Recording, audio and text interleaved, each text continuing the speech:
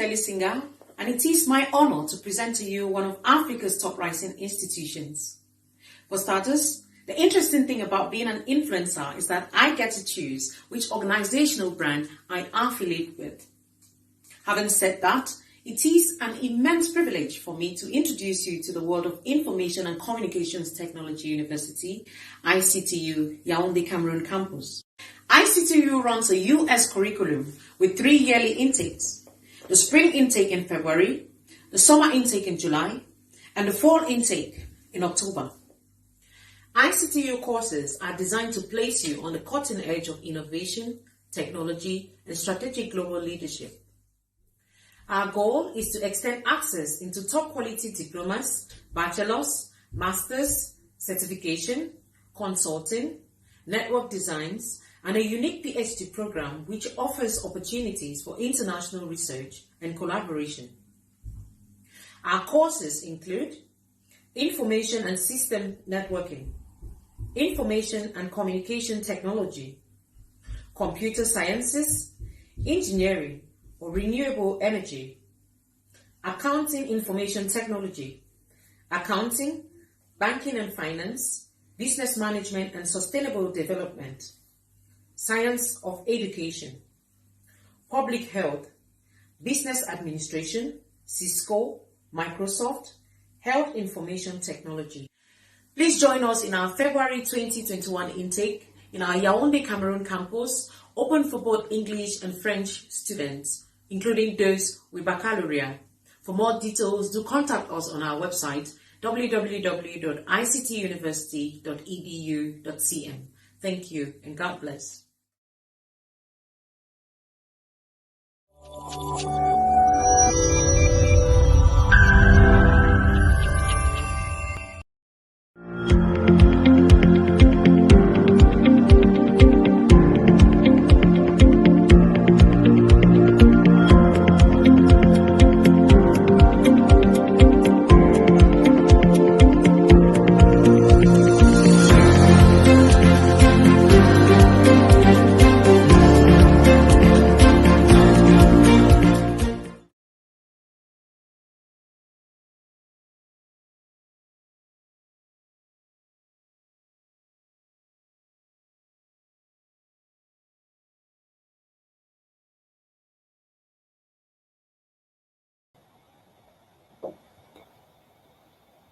Hey, fam. Hi.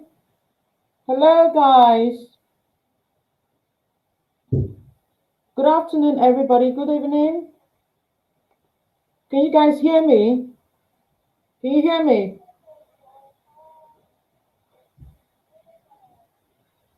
Can you all hear me, guys? Hi, everyone. Welcome to Relationship Hot Topics with Bisong B and Denzel. It's good to have you all.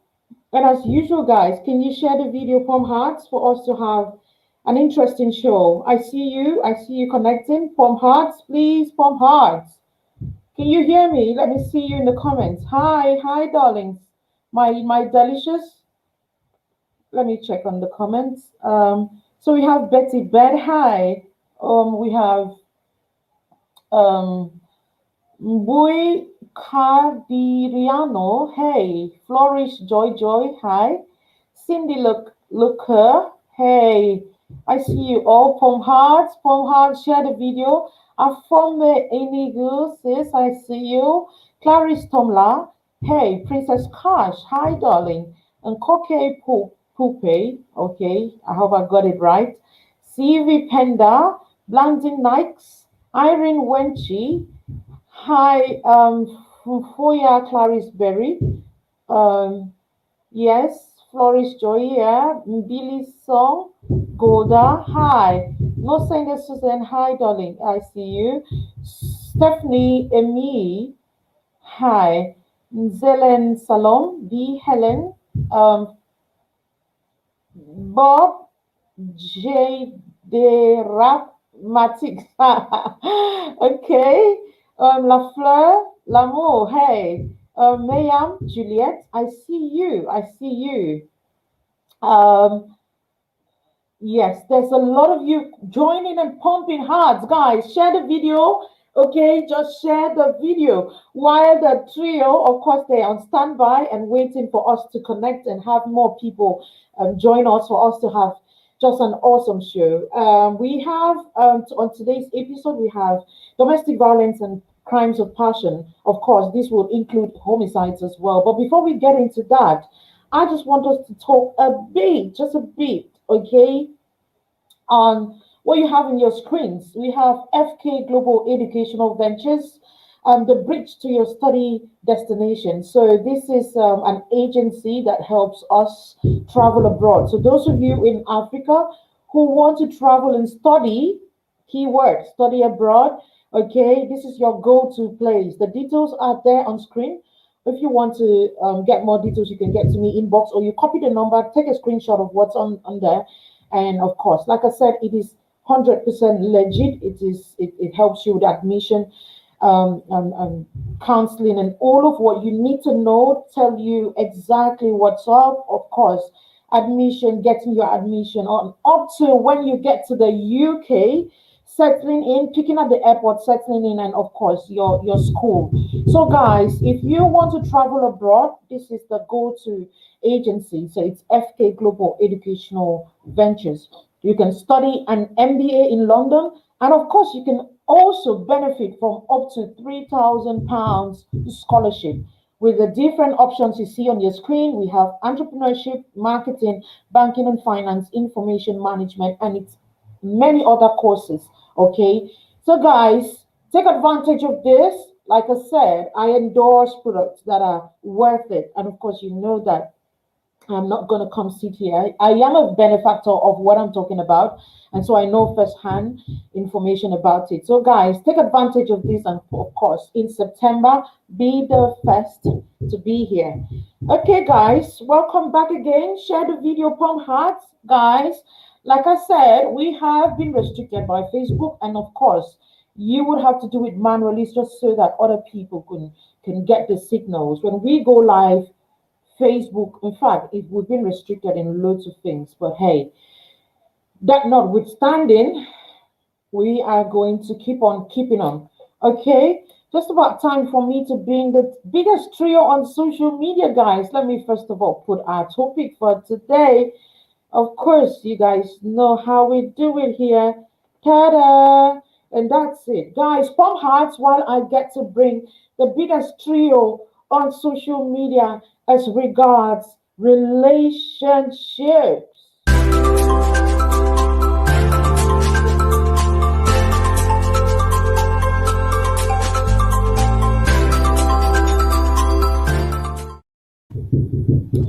Welcome back, ladies and gentlemen. Denzel's fan club, are we in the building? Are we ready? Are you guys ready? Without mixing up things. Okay, I'm gonna do it when they get on here. Don't worry. Can I see Denzel's fan club? Pump hearts, please. Pump hearts before I get Denzel on board. He is backstage, all handsome, cute, having enough to pour out today. Are you ready for Denzel? Let me see you in the comments, guys. Pump hearts, okay? Pump enough hearts. Otherwise, I'm not bringing him. Pump hearts, more hearts. Share the video. Denzel, are you ready?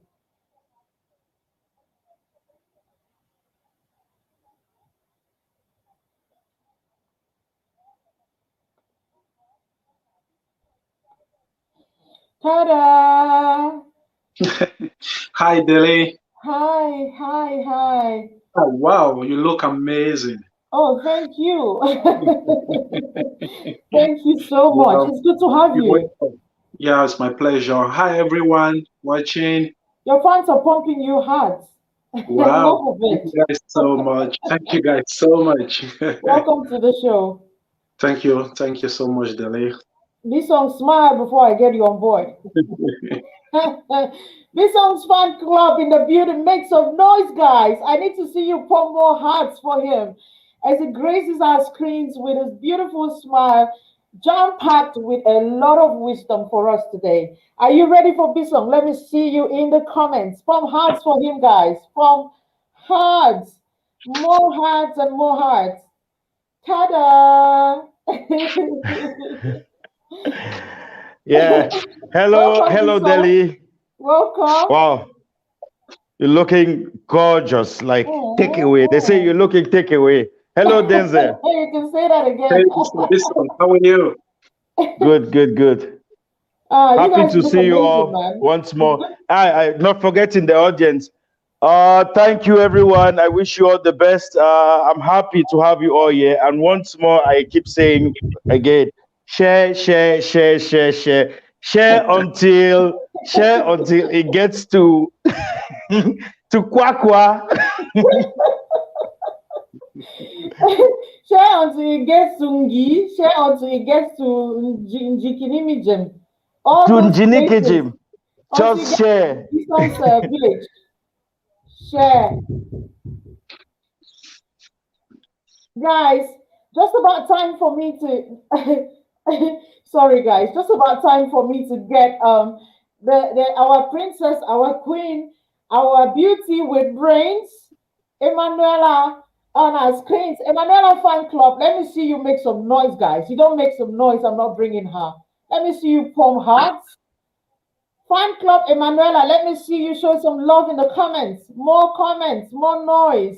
I need to see that before I get her on board. Emanuela is just smiling. I'm sure she has a lot in store for us today. Ta-da! Hi, Emanuela, welcome. Hi guys. Hi Bisong, hi Dense, hi Delhi. Hi, Ma. Yeah, so hello to everyone watching. Nice to meet you people. Another Friday, another hot Friday, hot topic. Tell us So about it. actually Facebook is messing us up. So sometimes maybe if you share on Facebook, your friends might not be able to see. Please share on your status, on your WhatsApp status. If there is a way, call your friends and tell them it's time. Because this topic today is about domestic violence. We know how important this is. It's so vast, it's so important, and we all need to hear about this. I mean, like including us talking about this. We Mm, need to hear about it. So call your friends so they won't miss out on something great. mm. Thank you so much, V. Thank you. It's always nice to have you. I mean, hopefully that the internet doesn't mess up today. Mhm. Okay, I'm always looking forward to Friday to meet the biggest trio on relationships on social media. I mean, it's such a pleasure to be sitting and sharing the stage with you. I am really honored. So thank you guys. Thank you. Thank you. Guys, pump us hearts, okay? You don't pump us hearts, we're not going to talk today. Last week, you guys had mad fun. This week, you want to have even more fun. So encourage us by pumping us hearts, okay? Okay, before we get into our topic for today, I'm going to project our stars for the week, guys. You guys know how we do it, right? We always have stars for the week. So pump hearts, tag them if they're not in the comments, but of course, I've seen some of them. If they're not here, okay, just tag them. Ta-da! No Senge Hey! Susie. No Senge Susie was our star for, in fact, it's our star for the week. She has been awesome, amazing. She's always there. She's always sharing, pumping, tagging. She's always here. Matter of fact, apart from this show, she's a big fan of Delhi's matchups. And we want to say from our hearts, thank you. The entire relationship hot topics team is saying thank you. So Bisong is saying thank you, B is saying thank you, Denzel is saying thank you, and I'm saying thank you. Thank you so much, Susie. We love you. Next on there, you want to take a big guess who comes next? Ta-da! Ah, The community day. the community Tell me bay. about it. And Emanuela said, I don't care what happens. I know that if there's one star of the week, it has to be answer Kitty. So our Yeah. today is our star of the week. Can somebody tag him if he's not here? Guys, keep pumping hearts, okay? So answer Kitty, we want to say thank you for every insightful contribution of last time. Thank you for always being there. You've been there from day one of this vision. You support, you share, you do all of what you had to do, and even more. We are grateful. And so the entire relationship hot topics team, Bing Song, Denzel, Really, really grateful. right? Really, really grateful. We want to say thank you. We are so grateful. Thank you so much, May. Thank you. See how the Emanuela is smiling, molars to molars, when the put her May on the Community screen. day. Right, right. Okay. So let's do it. And we have an overview of this topic, okay, before we get into maybe the causes, the consequences. Guys, we know about relationships, domestic violence and passion crimes, and I said homicides as well. So all of these things are related.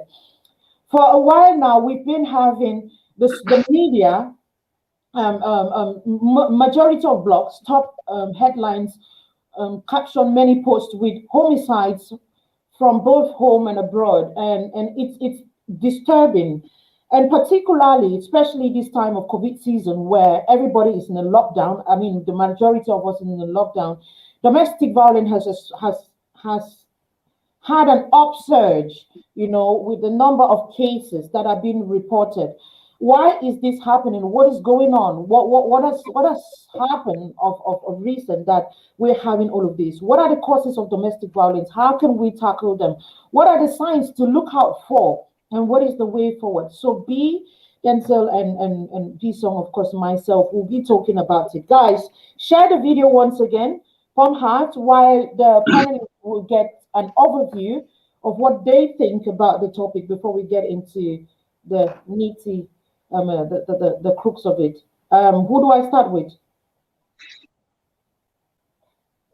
You can take with Emanuela. Iman, you want to go first? Ladies before gentlemen. Ladies before gentlemen. Yes, we want to be gentle, so we give the room for our princess.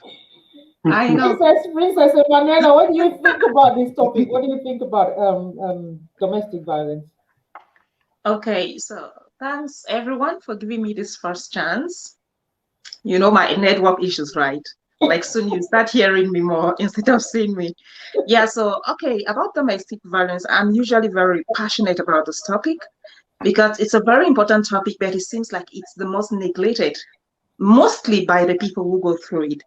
I read a comment yesterday, I don't know if that was on Delhi's Matcha or where, when someone said, unfortunately, we enjoy being abused.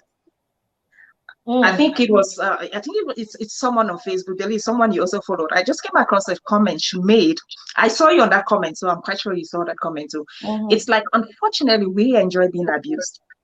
So domestic violence and domestic abuse, those are two stuffs brought together, of which usually we like to concentrate so much on domestic violence. And that's why when someone is not beating up the wife or someone is not beating up the husband, and then you say you're going through domestic violence, it's like you are a liar or something like that.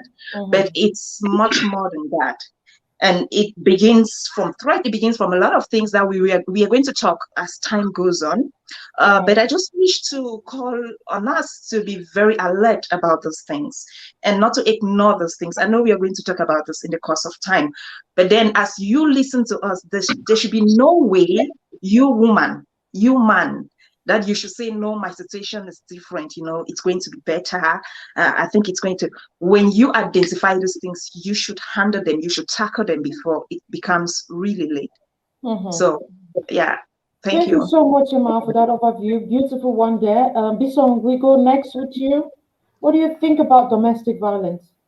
Okay, thank you, Deli. Thank you once more. Thank you, everyone. Well, it's one will always have a pathetic feeling when we hear about domestic violence. It's not something new. It's something that's happening around us, in our families, in our neighborhood, all over social media. We see it every day. We hear about it every day.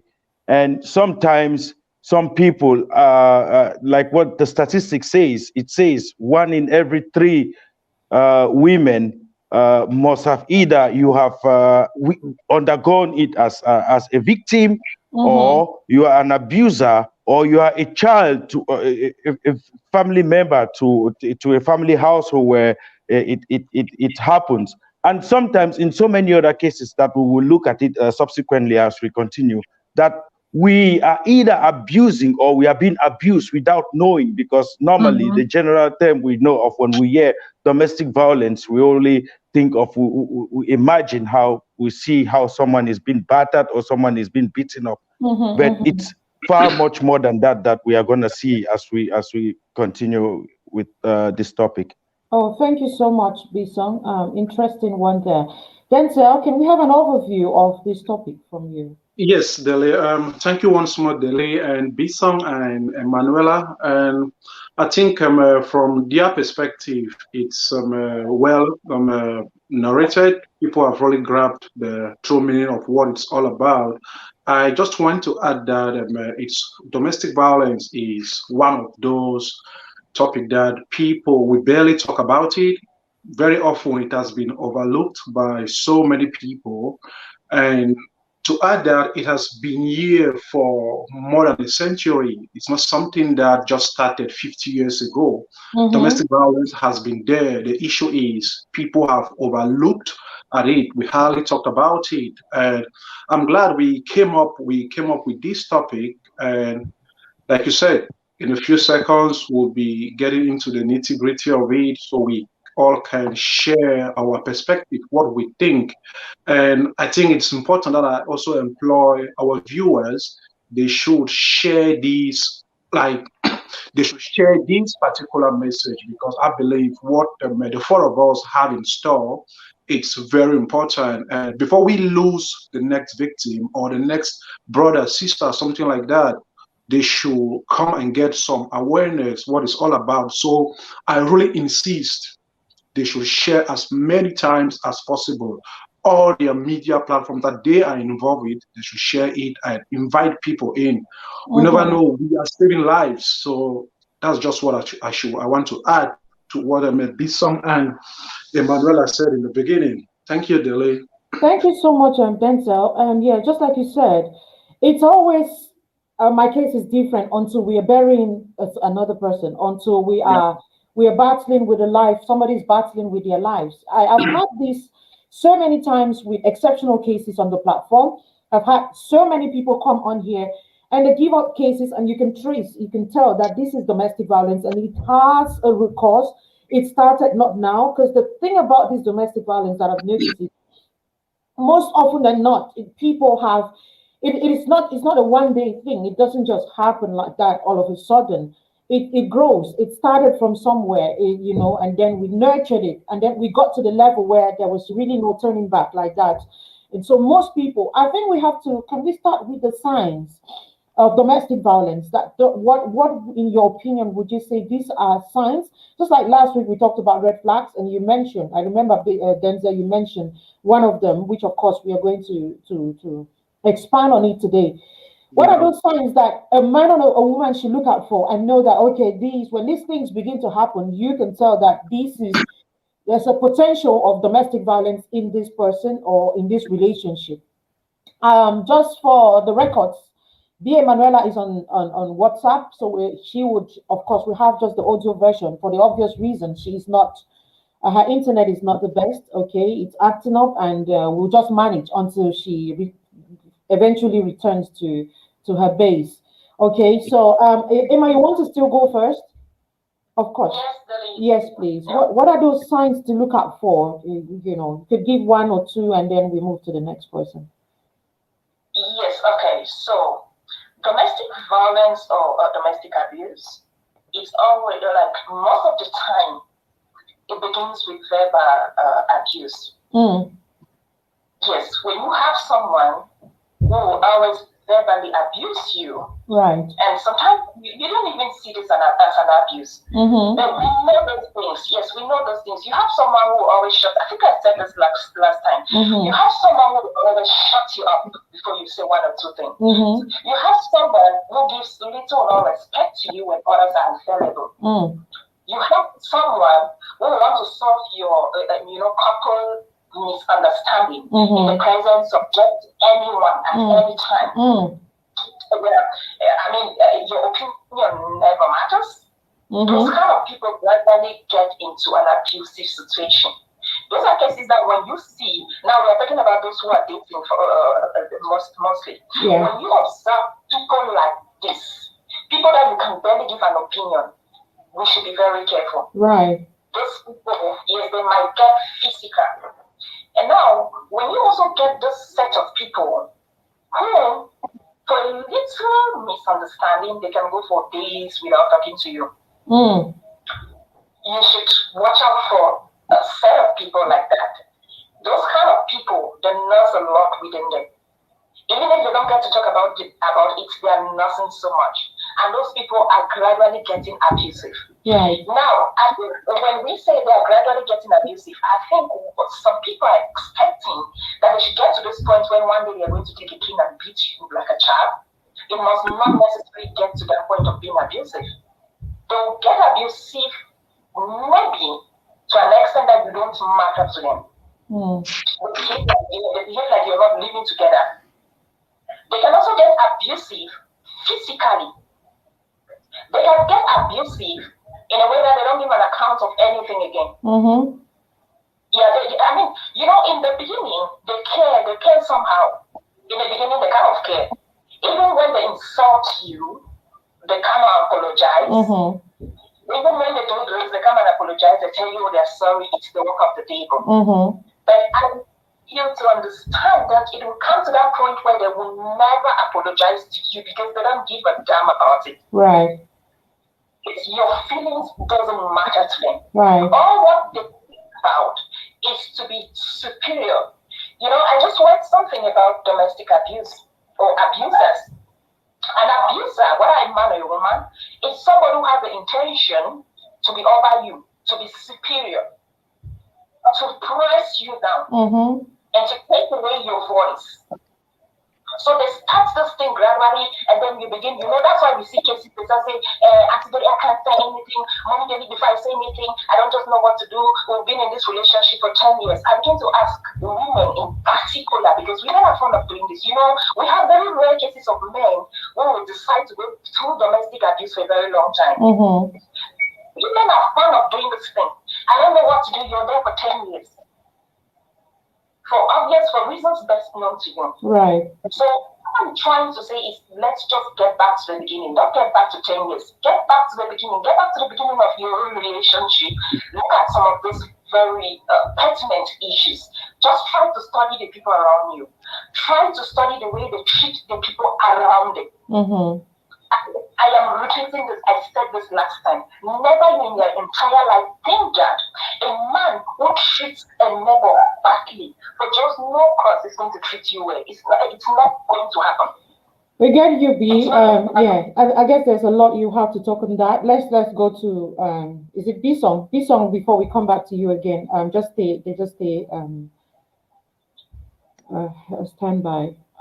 B song, can you please shed some light on this? What are the red flags or signs to say that somebody, what would you call an abuse, domestic violence? What would you, at what point do you think, here, this is where I draw the line, this is it?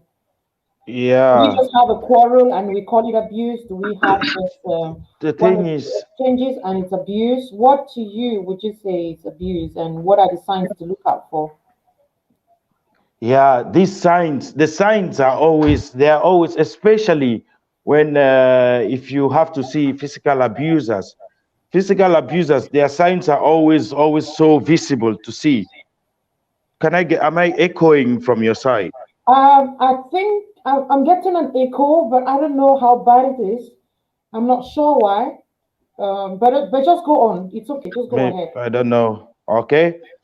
Yeah. So if we have to really look at this, and then you ask yourself, but what is domestic violence?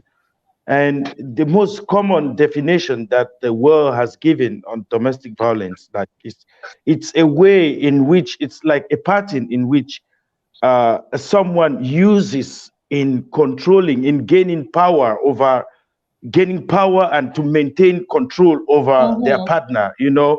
So when someone has this attitude, who wants to control you, who wants to maintain this control, who wants to press you, so the first sign to show, it's the first thing when someone has, if your partner or relative or anybody where you can easily find domestic abuse, when you see excessive jealousy, Excessive jealousy leads to, when your partner, it's really, has that extreme jealousy. That's a sign that it's such a partner will likely abuse you someday. And then another one is aggressive over everything. One thing people don't ignore, people always ignore, is someone's reaction towards like animals and things like that. You know, these are other signs of saying that this person could be abusive. But most often, do you know what, Deli? It starts just verbally. It starts with the word "shut up." You know, it starts with the word "shut up." When your partner like shuts you up, like disrespectfully, we know sometimes in our own playing with our loved ones, you know, shut up, Masa, you to leave that in. But you know, in the course of a very serious argument or in the quarrel, and your partner says shut up, this is the first sign, the verbal sign of an abuser, because shut up alone, it's abusing you like verbally, you know. So and then like really shutting you up. So jealousy, possessiveness, someone who is so possessive over everything. This is mine. This is mine. This is mine. It's also sign, and even an indication. So and another one is you know, they say it's always good to apologize. Abusers are fond of apologizing, but they aren't apologetic. Oh wow. What I'm trying to say here is they will apologize 100 times, but they still do the same thing. You understand? They are not apologetic, but they are fond of apologizing. To be apologetic means you do something wrong, you apologize, and you stay out of it. You don't do it again. But abusers, and they keep apologizing to cover up, like to minimize the little violent act, you know. An abuser, like you have your partner, something goes wrong at home, and he has a drinking glass with him, and he stamps it on the wall, and like with that anger, and then you want to capitalize on this. Mention of that last time. I think he was going to shed more light on it. Yeah, and you want to go into this and this, like minimize it, like this, oh, that was nothing, it was just a glass, I can't do that to you, you know. They always try to minimize the first steps of violence, and people always keep blind eyes at these things. So I think these are some of the signs of identifying, some say unmasking a violent person. Thank you guys. Thank you so much, Bison, for that. Guys, I know you're listening, you're enjoying, you're learning. Tag your friends, okay? Share the video if you're just joining. This is Relationship Hot Topics with Bison and Denzel, Emanuela, and of course myself. Guys, this is domestic violence, and somehow we all can relate with it, okay? Denzel made something a point. He mentioned people who are fond of apologizing but never repenting. I would use a word my mentor used, and that's how he put it. That it's easy when you see people, you've done something, they apologize, they cry, they would, and they still do that thing over and over. And I said this on the platform for those of you who follow me keenly.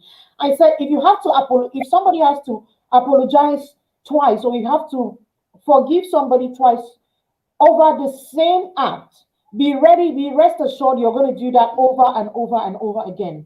If it is the same act, know you are going to do that over and over, because you have just given I would say a yardstick, or I would say, you know, you've just given them the leadway to keep treating you. You've shown them how to treat you.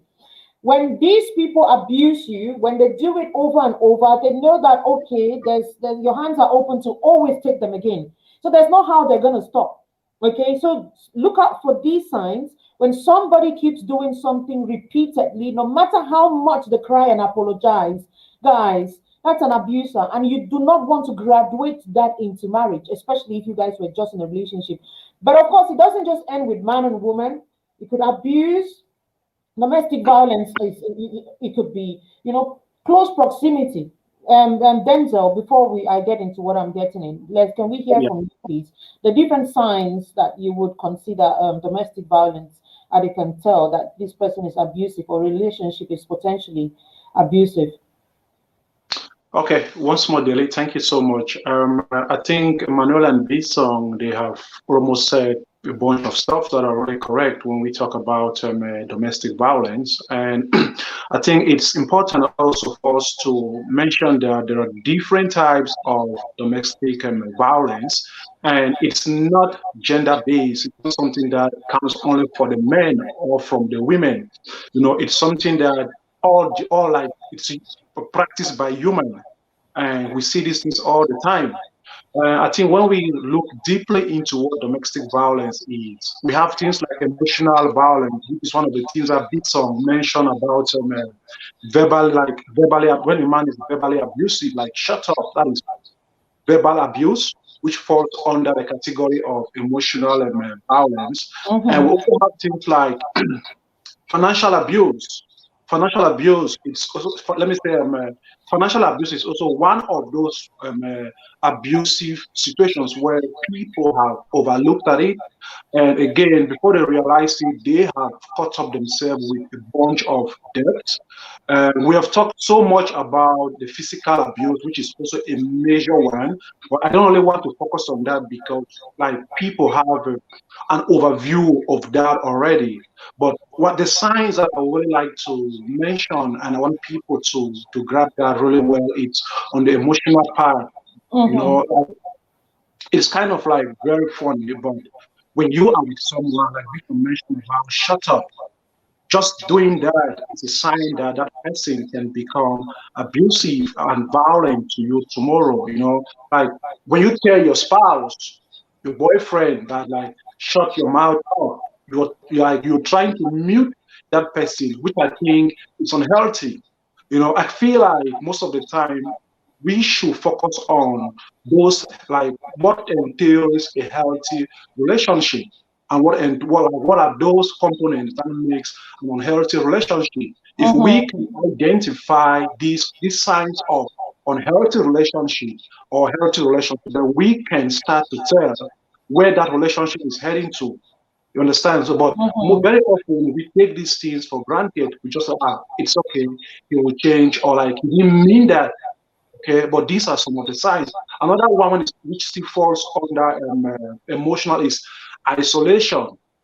Isolation is still another form of abuse. When people isolate you, another one is gaslighting. When someone gaslights you, those are all abuses. But these things, we overlook them because we feel like he or she did not punch me. I didn't have a swollen face. But these are the signs when people are doing them, and it's real.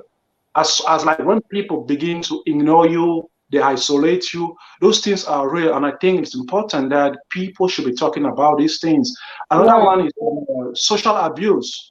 You know, one of the we're going to talk about the different types of abuses. Okay, I just wanted us to look at the red flags before we get into the different types of abuses. I'm looking at the comment section, and a lot of people are. Somebody made a comment that we are only laying emphasis on the man rather than the women. That it comes both ways. Like just like Bison said, it is not gender. Is it you? Yeah, it's me. Yeah. Because it's not gender-based, okay, guys, it is both ways. I'm going to play videos, of course, in the course of the show for us to see that it is both ways. But let us, before we get back, I hope B is still there. B, are you there? Before we get back into all of that, I want to project a screenshot on the comments, on our screens, just so that we see the different types of abuses and we can talk about them. You can pick one and maybe expand on. Where is it? I hope I don't miss it. Okay, that's it. I don't know if you guys can see it properly. Is it visible? Not really. So we have physical. I'm just going to read it from there. Okay. So we have physical abuse. We have physical violence. We have sexual violence. Okay. We have emotional violence. We have psychological violence. We have spiritual violence. We have cultural violence. We have verbal abuse. We have financial abuse. And then we have neglect. So these are the different types of domestic violence or violences that are. So if we take them based on the different sorts that I've listed or I've projected on there, we can talk Yeah. about them. I don't know which one you're more comfortable talking about, but I think if we can go by that, so we can better expand on it. Because if you take, for instance, financial abuse, you can look at the causes of financial abuse, okay, especially in marriages. Like I said, it's relationship and marriages. We're not just limiting it to marriages. Let me take more comments before we get to B. B, I hope you heard. I know you can't see the comments, okay? But you can't see the comments, right? Of course, because you're there. Whichever one, can you? I can see because I'm doing both live and Okay, no, I'm talking about what I projected on screen. So physical violence, sexual violence, emotional violence, psychological violence, spiritual violence, cultural violence, verbal abuse, financial abuse, and neglect. Whichever one you're comfortable talking about, okay, we can talk about it. You can go first, B, while I project more comments. Yeah. Okay, so maybe I should talk about emotional abuse. Right. Yes, and I would like to talk about that because that is something that people do not recognize as an abuse. I think I started mentioning in the beginning.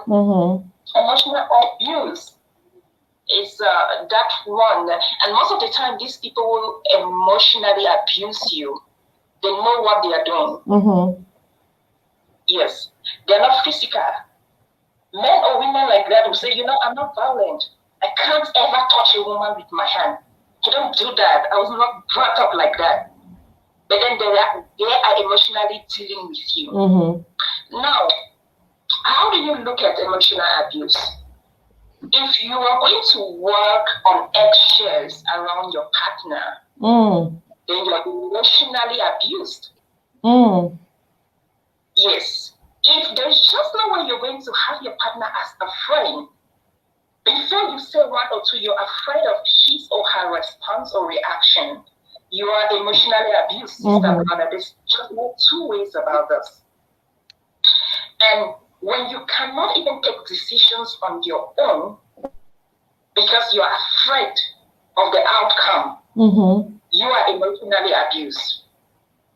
Now, when I'm talking about this, I'm not kind of trying to give a picture of people who call themselves partners, yet they cannot collaborate, they cannot cooperate in the things they do. I'm just talking about a situation where you have no voice of your own.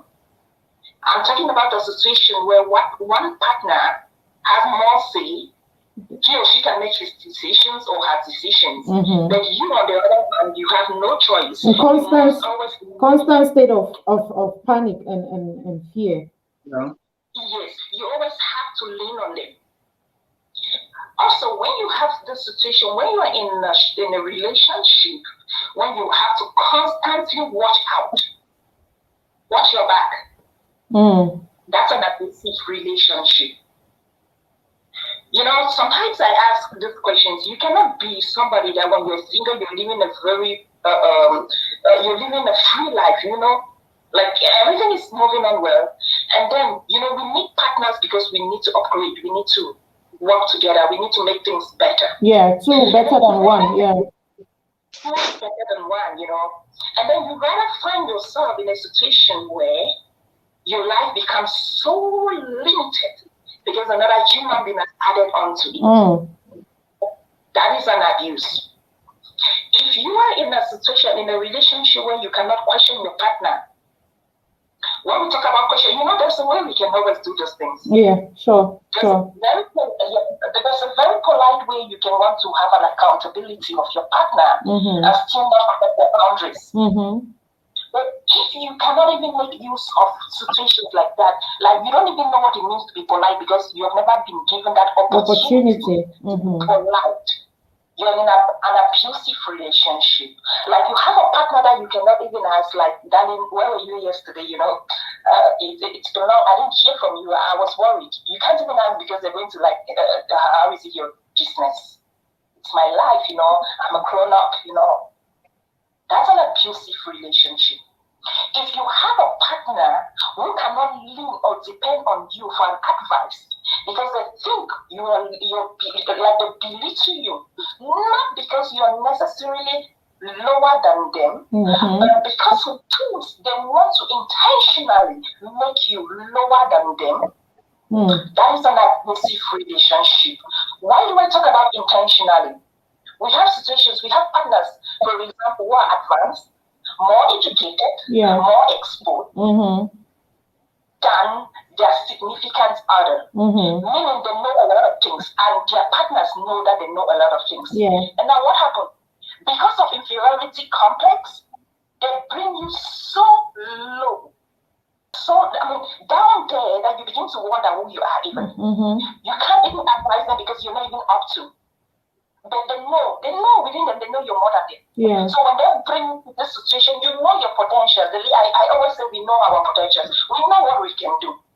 If you are that kind of a person who used to produce a lot, and just because you got married, or just because you got into a relationship, and you started doubting yourself, my sister, my brother, you are in an abusive relationship. Thank you so much, Emma. Thank you. I know that you've got a lot to talk about, okay? Let's make it go round. We're coming back to you again. So, Emma, that was B. Emanuela. They're talking about domestic violence and zooming in on emotional violence, okay? Bisong, you want to go on which of them? Sexual violence? Okay. Why did you choose? I cannot choose something where I don't say this and go flow better. Well, sexual violence, man. It's Elonga is watching you, so you can go ahead. Okay. Hi, Elonga. Hi, it's in Freaky Table, guys. Okay.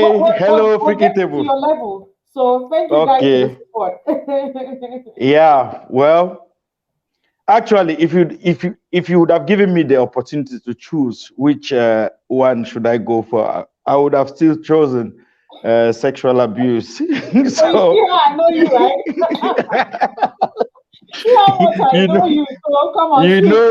You know me so well. Well, and reasons. If you ask me, Pisong, why among every other emotional abuse, physical abuse, financial abuse, why would I go in for the sexual abuse? Because it's one of those abuses that we don't see. A lot of people are going through it, but we don't see because the signs or the consequences are not visible, and not obvious, people, but a lot of us are going through it. And every day on social media, we see cases like that. We see people doing it. We see people abusing people sexually. We see people who are being abused sexually, but we don't know it's an abuse. And another reason is because this is one of the abuses that the statistics says women outnumber men as abusers. In relation to physical abuse, where men outnumber women as abusers. Wow! Tell me about it. Yeah. But sexual abuse, we know a lot of them. We've seen some of these. Our girls who tell we've lost our fathers, we've lost our grandfathers because of these girls who say hada. They don't know it's sexual abuse. It's true. Hada. If somebody is shouting hada, now violence. I beg. Don't spoil things for us. I beg. I'm not spoiling things. This man is 70 years old and you are just 25, you are just 30, and you are on him, you are telling him hada. He can't sustain. You are abusing him, of course. If the father wanted the abuse. It is. That is one thing I'm telling you. See, that is one thing so many of us won't accept, but that's one form of sexual abuse. Wait. Then an old man will want a younger girl, or an older woman wants a younger girl. A younger girl. We are not stopping. We are not trying to tell people what age they should date. You understand? But in the course of the sexual act, try to put the man's age and his health situation into consideration. Another thing, you know, this man is a one-pack man. He doesn't have a six-pack. Don't ask him to do elephant style or monkey style. What about the man not also requesting for such? Because sometimes they don't know themselves. It is that corner, that side corner. No, Deli. You know what you women have made us men to know that, and we. It's not like it's a lie. It is true. It is our responsibility to satisfy our women sexually. Yeah. But before you, as a woman, you demand satisfaction from a man, make sure you're asking what the man is up to. Okay, you understand? What he's capable of doing. What is capable of doing. If you're asking him more than what he can offer, you're abusing him. You know he can't. You know he can't go. How do you measure a man's stamina? How do you measure it like that? Now, Bison, you're talking about that. I know, of course, you're going to flip the coin. But I think this sexual abuse most times is on the part of the woman. Because I think, this issue. I'm gonna go to that. I'm still into it. I'm starting. Good. I'm not done. I'm just starting. You know, I'm not done. I have told you about women asking. We have lost. It's not a new thing. We know grandfathers and fathers who have died because they were abused sexually. They died. Sexual positions. You know, he is a one-pack man, and you are asking him to go monkey style, elephant style. You want his head to touch the ceiling. You want all this. You are abusing him. That's another form of abuse. Another one which it's happening on social media every day. The nude pictures, nude videos here and there. It's another form of sexual abuse that we ignore a lot. Okay. You know, because you are doing it without the consent of your partner. It's okay for a man and a woman to stay in bed naked having fun, and maybe they want to see themselves in a picture or in a video for themselves. But when you compel your partner, you force your partner to do it out of their will, I want a nude picture of you, I want a nude video of you. That is another form of sexual abuse. And we know of such stories every day that's happening. It's another form of sexual abuse. Right. And then, it's another form of sexual abuse. And then even it goes really interesting to hear that. Yeah, it goes as far as even in the use of contraceptives. People have abused their partners in the use of contraceptives. We have seen cases, we have seen cases with girls back home, the way they do with bushfallers. The so-called bushfallers. We have seen cases where a girl gets pregnant for a guy without the knowledge of the guy. You understand?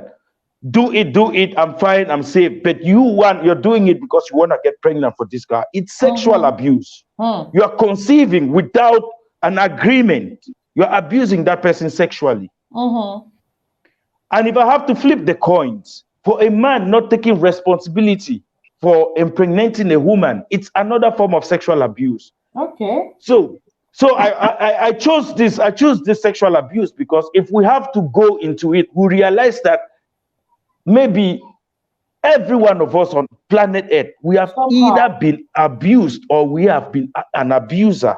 When we have to look at sexual abuse, because the use of contraceptives, it should be a mutual consent for both partners.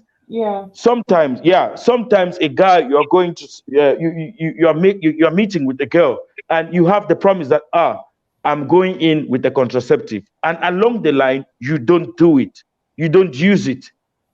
That's another form of sexual abuse. And then we have rape, like the rape cases which happens between adults and minors, and even in marriages. You are having sex with your wife, even maybe she's unwell, she's not in the mood. It's another form of sex. So it's a very huge. You don't have to get it wrong that because I'm talking about it's more women are more of the abusers in this case, and you think it's not an abuse. It's an abuse. You have to look at it. Let me just focus on what you said on there for a bit. You mentioned this having sex with your wife as a sexual abuse, especially if there's no consent. It's a question I'm throwing open to Bisong and to those of you in the comment section. Can a man rape their wife? Can rape happen in that sense? Because for instance, Christian setup, a man should not deprive themselves from a woman. A woman should not A woman should not deprive themselves from a man. So a man, in what sense do we consider it rape? At what point do we say this is rape? This is abuse? Because not until we get to define it and put boundaries would women keep saying their husbands, legally married to them, have raped them, abused them, so we want to. Or the man, on the other hand, rarely does that happen, but of course the men are also saying they're being raped by their women and all of that. At what point do we consider that? Dele, can I take that? Okay. Let me just, okay, Denzel, go ahead if you want. Okay, let me round up. Let me just round up so Denzel can go into it. Dele, and the definition of domestic abuse or domestic violence, it will help you in judging if any act is an abuse or not. If we look at, they say it is a pattern where someone uses in gaining control or maintaining power over the other person, over his or her partner. Okay, if we have to look at how the possibility of a man raping his wife, it is very, very possible to rape your wife. Because when you are married to a woman, okay, you are entitled to have sex with that woman whenever you want. But they forget that the woman is entitled to have sex with her husband whenever she wants. So it is a two-way thing. It's a mutual agreement. You can't have sex with your wife when she's not into, you want to get control of sex over your wife. You want to sleep with her whenever you want. You want to do it how you want, wherever you want, and however you want it. Of course, it is rape because maybe she's not in the mood at that moment, and that's rape. Having sex with someone forcefully, it is rape. Okay, cool. This question before you continue, Denzel. In a situation where we have the exceptional case that the woman has not had sex with her husband for 8 years, and the woman has starved the husband like that. I mean, we had that exceptional case. We did talk about it on the show like that. And then the man goes ahead to say, you know what, I can't continue like this. You know what, you're my wife, you're my lawfully wedded wife, and your body is mine, mine is yours. I want to. And the man goes ahead to, force themselves on the woman, like, okay, I want to. I can't continue like this. At what point do we still consider it rape, or it was taking what rightfully belonged to them? Denzel, go ahead and you can expatiate on that. Okay, thank you, Dele. Well, I think Bisong said it clearly. I think the absence of consent, whatever you do without a consent of your partner, you have raped your partner, whether you're married to them or not. I think very often we do not really talk. People do not understand what consent means when it comes to intimacy. Right. Okay, like when you are with your partner, and it doesn't like. And again, this idea of entitlement that I own your body, it has like displayed so many coins on the table when it comes to couples about relationships and all that. I strongly believe that a man can rape his wife so as the woman can rape your husband, because there are times that like it's a bit tricky. The woman's own part. How the woman rapes the man. It's a bit tricky. When like if your man is doing it without his consent, like he's not satisfied with it. That's why like when we talk about things like this, it's a very broad topic, because sometimes a man might say, okay, but truly he doesn't want to do that, but he's doing it for you. And how can you say he's like the consent is guaranteed? It's a very tricky environment. But Denzel, and that bit, okay, if a man is not okay with it, do they still go ahead? Do they still have erection? Because you might say no, but the erection is there, okay? And mentally it shows that, okay, I'm in the mood, okay? Because when the man has said no, there's no consent, and the woman has raped the man, Like, is it possible to have an erection? You're not in the mood like that. Because I'm trying to get this thing about women raping men. They had to say no, but the body is saying yes. That's what happens. Yeah, I think it's a place about The being. hand is saying no, the body is saying yes. I get Yes, it. that's what Yeah, happens. to me, Dele, I think it's about you being 100% conscious that you Yes. want to do it. Okay, like, but in the like, I think it's just about consent. I told one of my young man, like, it doesn't matter if you're a woman or you are completely naked. In the process of you people having intimacy, and along the line, she says she doesn't want it anymore. Stop. It doesn't But, matter if she's. but let's talk about that, Denzel. See, and as Yeah. much as we can sit here and say that, oh, consent, somebody is touching you, let us be factual. You will get to the point where you've put people in the mood. That's why I said, you see, most of these things, before we call them abuse, let us really dissect them.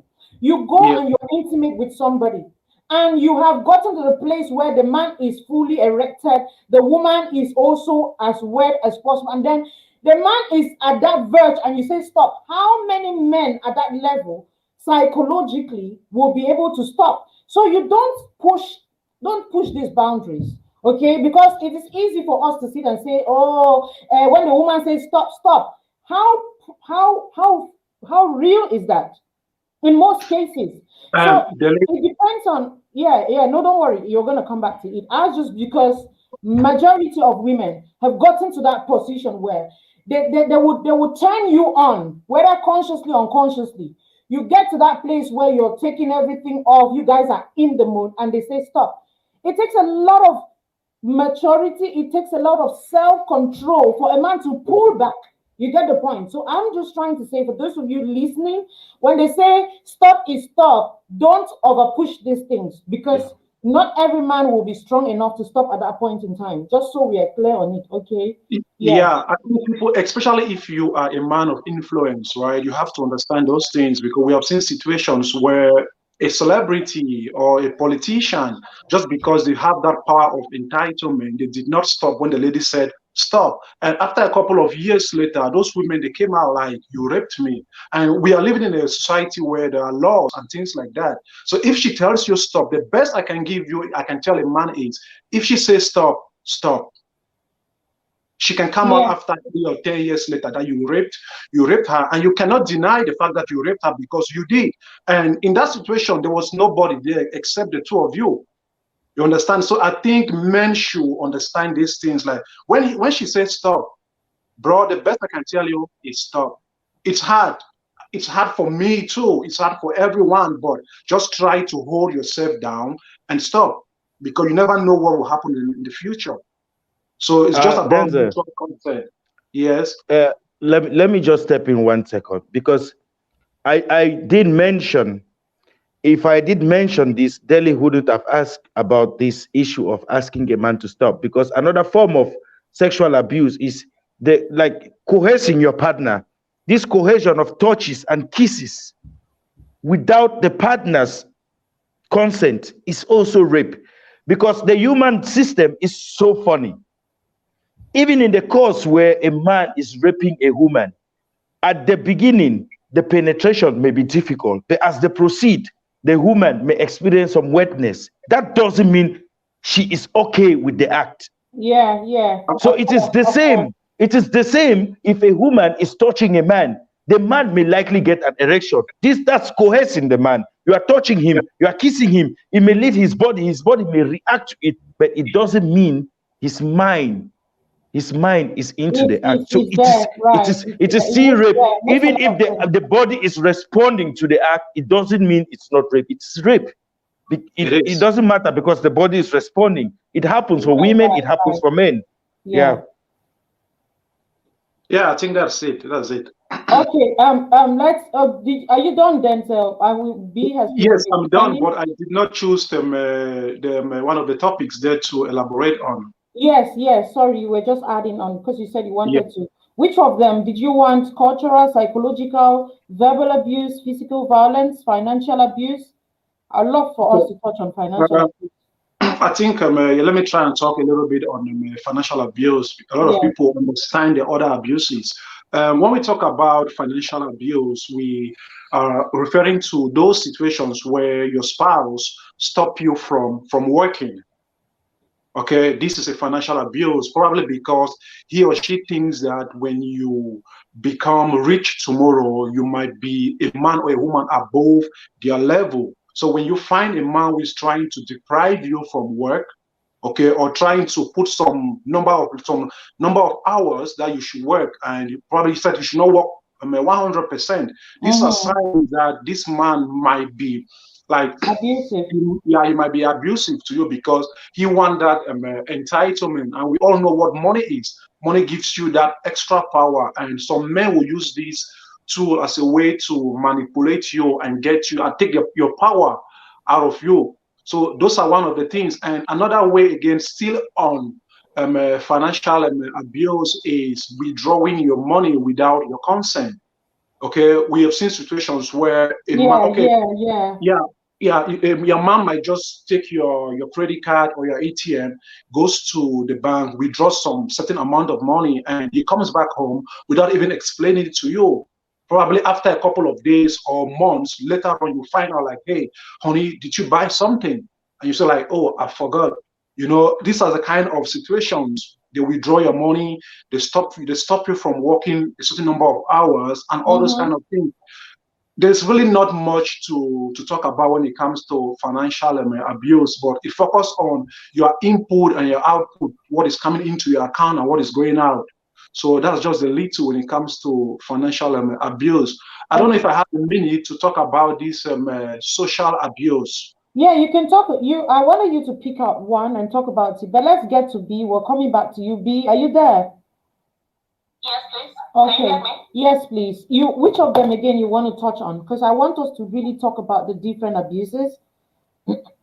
Okay. This financial abuse thing, it mostly girls, we get financial abuse mostly from the part of the women, financially abusing men, women getting outrageous amounts of money from men, siphon money, take money without their consent. You work, it goes both ways. I don't want to limit it. You want to touch on that or any of the abuses, the different ones? If you chop jangi, you don't tell your partner you're abusing.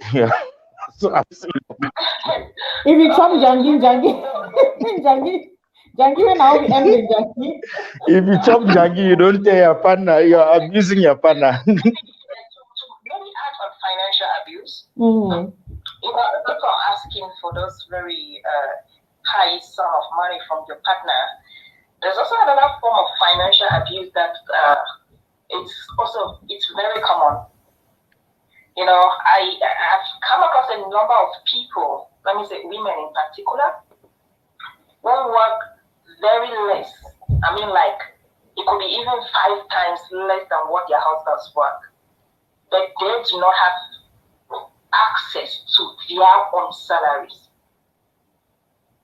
5 times more, right? You said more, not less. I'm not less. I'm talking about less.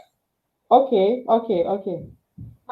Like they could work even 5 times less than what their husbands work. Like even a case where a husband is even working, let me say a professional, like an official, and the woman is even doing odd jobs.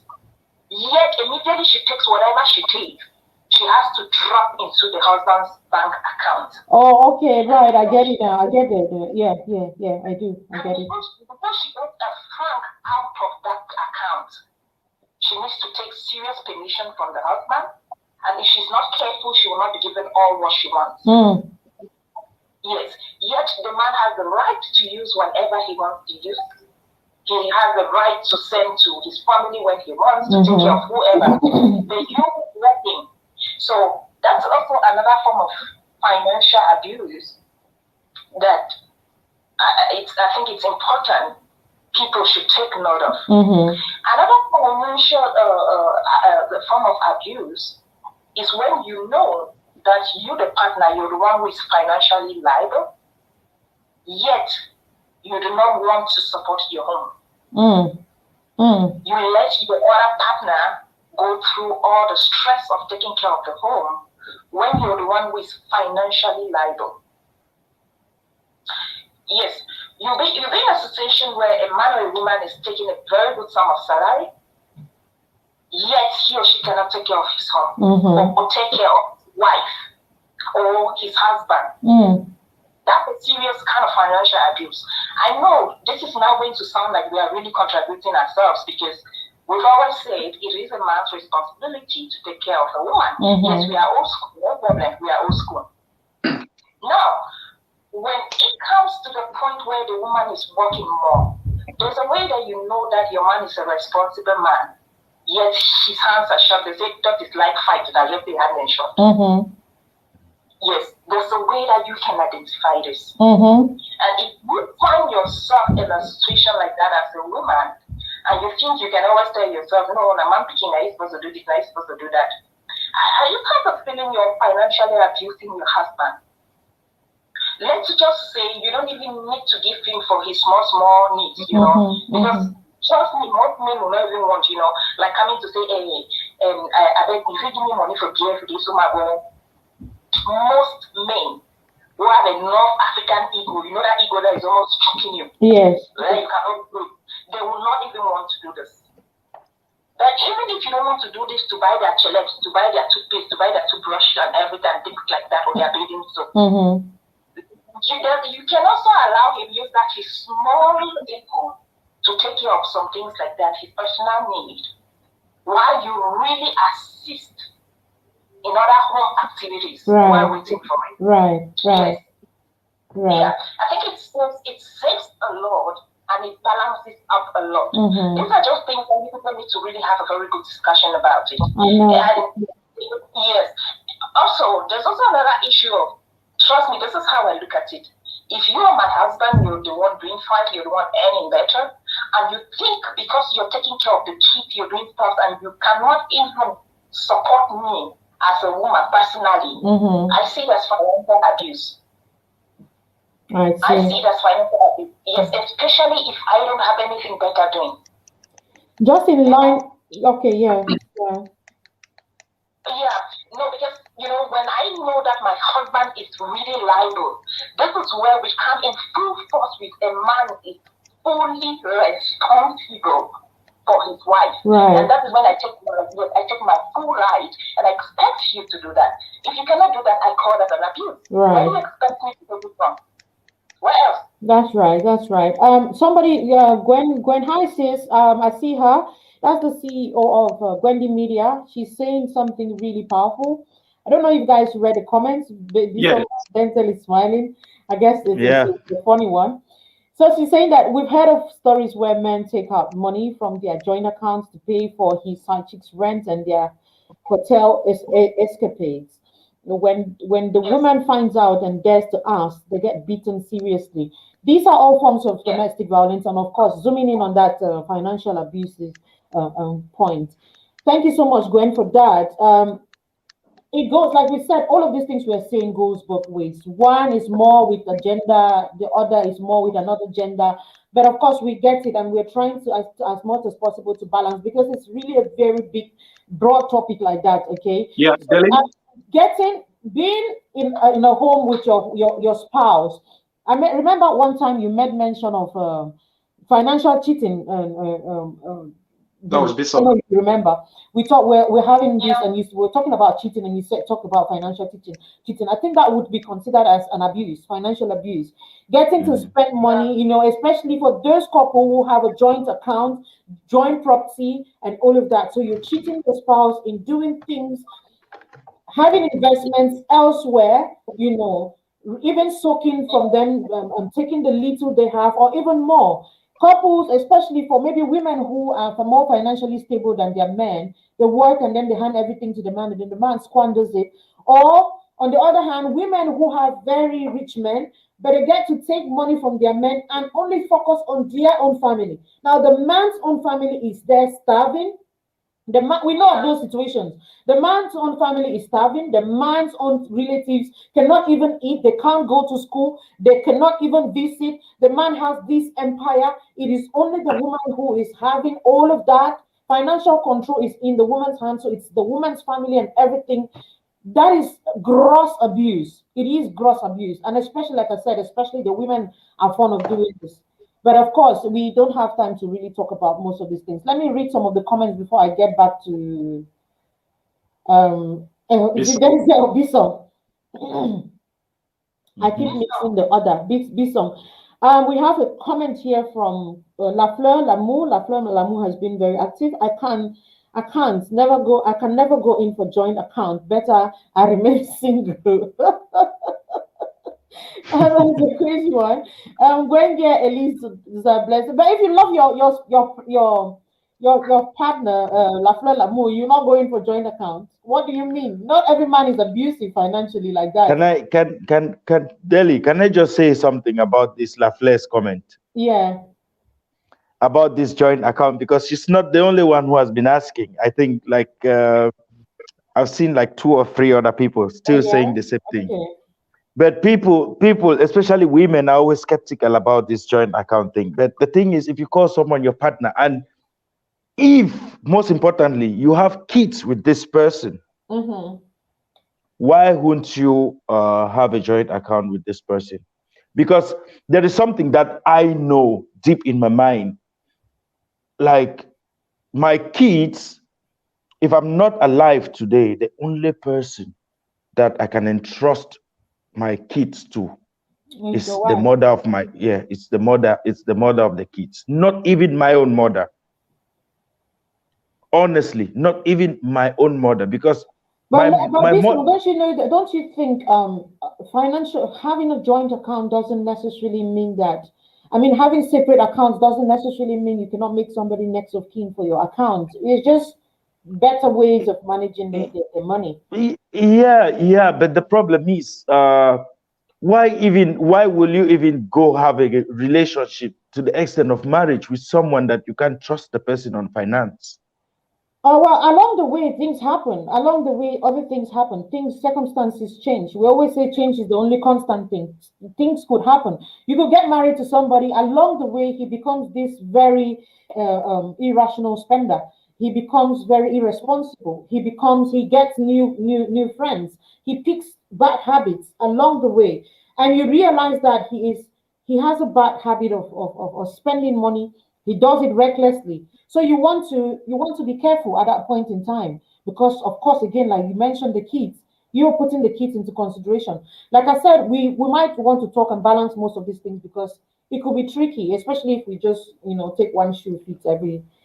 That's an exceptional case you're talking about. Yeah, that's an exceptional case, though. That's what somebody is saying as well. Quine call. Let me read some of the comments here before we get back into a video that I have. And let us analyze it together, and of course get to talk more about this. We still have a couple of minutes left. Nkwine Moko is saying people change, Bison. It's always very juicy at the beginning, of course. Sharon Bright is saying some hide their true self in the relationship, while in marriage you start seeing them. Well, I always say there are always signs, okay? Sometimes we're just being clouded by sex and money, and then we don't see that this person was actually an abuser. But these things are always there. Character is like pregnancy. I cannot be hidden. It's a matter of time, and you can expose these things. So you want to begin to ask yourself, did I take out time to really know the person I'm getting married to, or I was just moved by butterflies and I said, oh yes, I do, and then you start crying foul while you're already in the marriage. Deep Ojong is saying, yeah. Can I just be coming with what you're saying? Okay, good. Yeah, go on. Yes, because sometimes I always people feel like no, people don't change. Like you've rightly said, we are dealing with adults, and in very rare cases, will an adult put up a very bad attitude in the middle of his life. You cannot be getting old and almost dying, and that's when you want to put on a bad attitude. Yeah. But it grows, But the problem is this: we see those things, and we say he will change. Why am I always saying he? I'm saying because women are fond of doing those things. Trust me about this.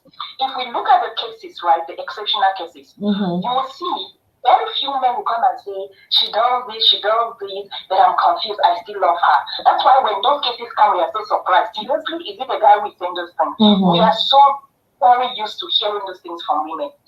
You see this abusive relationship You have a boyfriend who is dating about 50 of you people, yet you will remain chick, you remain chap, and then you remain as a girlfriend. I think I heard someone discussing, I don't just say, if you let me go date all the things, she don't care the way tea. I mean, I didn't know. Or even in a situation where it's just in line with that, where a guy, if he is chopping another girl money, and you know that this is your boyfriend doing that, you understand? You think it's okay after you're the main chick, but that if you just chop that money, you know, like you people connive to do that, you know, exactly. I overheard a young girl talking about that, and I was just telling myself, oh my God, look at what she can get into if they finally get married. But you know, it's not every time you intrude into some things. Right. You know, before we started this show, I just came across a post from one of my Facebook friends. He made a statement. He said, he beats me sometimes, but he will surely change when we get married. What figure of speech is that? A lot of women do that. Exactly. You're getting a guy who will slap you anyhow, wherever he meets you. Yet sometimes you even blame yourself for the slaps you receive. You're getting a guy who verbally abuses you at every given opportunity. Yet you say you're hoping that he's going to change. So you even take it to God in prayers. And when you're even praying, God has not even answered you. Before we know it, you're already, and you know, all those things I'm praying about, you forget, they don't pray. Don't bother yourself. They don't pray about it. Yeah, so I just thought I should catch you in and say women in particular. Exactly. That comment was coming from a woman. Exactly. Stop this, people change and all of that. There's always red flags, just like B is saying. Another form of financial abuse here. Ladies, take note. When you meet a man, the man starts borrowing money. I said, as you people don't watch these videos. Borrow me 5,000 today. Borrow me 10,000 tomorrow. Borrow me 20,000. He has not given the first loan he took. He is adding, you're adding another. Borrow me this. He's always having projects that money is not complete and you have to somehow complete the money for him. He's always into one financial mess. He is always owing one or two friends and you need to. He's always at the verge of, you know, this very obvious scam now on social media where my son has something to do. Please, I need you to help me borrow the money. I am in a ship. All these uncles listening to me, those of you in ship that you are stranded and you don't have network, be very careful with me. Those are scams. Those are people who financially abuse you. You guys, and that's why I always say that when I charge you 10,000, 15,000 for private counseling, you would not. You say, oh, it's too much. But you can readily give 100,000 to somebody who has just told you about marriage on social media, 150,000 again, 1 million. I heard people taking loans for 14 million to give to a boyfriend. When I try, you know, those are signs that he's going to abuse you financially. Okay, regardless of the love that they're showing you, because you people take love, all these love, you're calling it love and blinding yourself. Even situations where you call a girl out for a date and she comes with her 2-3 friends and they call one person will eat 5 fish. It's also financial abuse. Yes. You carry your friends along. Exactly. This one you have to say, I mean, not this one, not this on the particular one. A man will invite you out, okay? And I always like when the man abandons them and goes away. And when I see those videos, I want to share them because it is too many women taking advantage of men nowadays. A man will invite you out to have a nice time, just to have drinks. You don't even know that man's budget. You don't even know. First of all, you're coming from your place, like Bison said. They have to pay your Okada money. Now then they pay a bike. You leave with the risk. See, you see why we're talking about. See, when we're talking about the sexual thing, I mentioned that. See, don't go pushing people to the wall. Listen to really listen to what I'm about to say.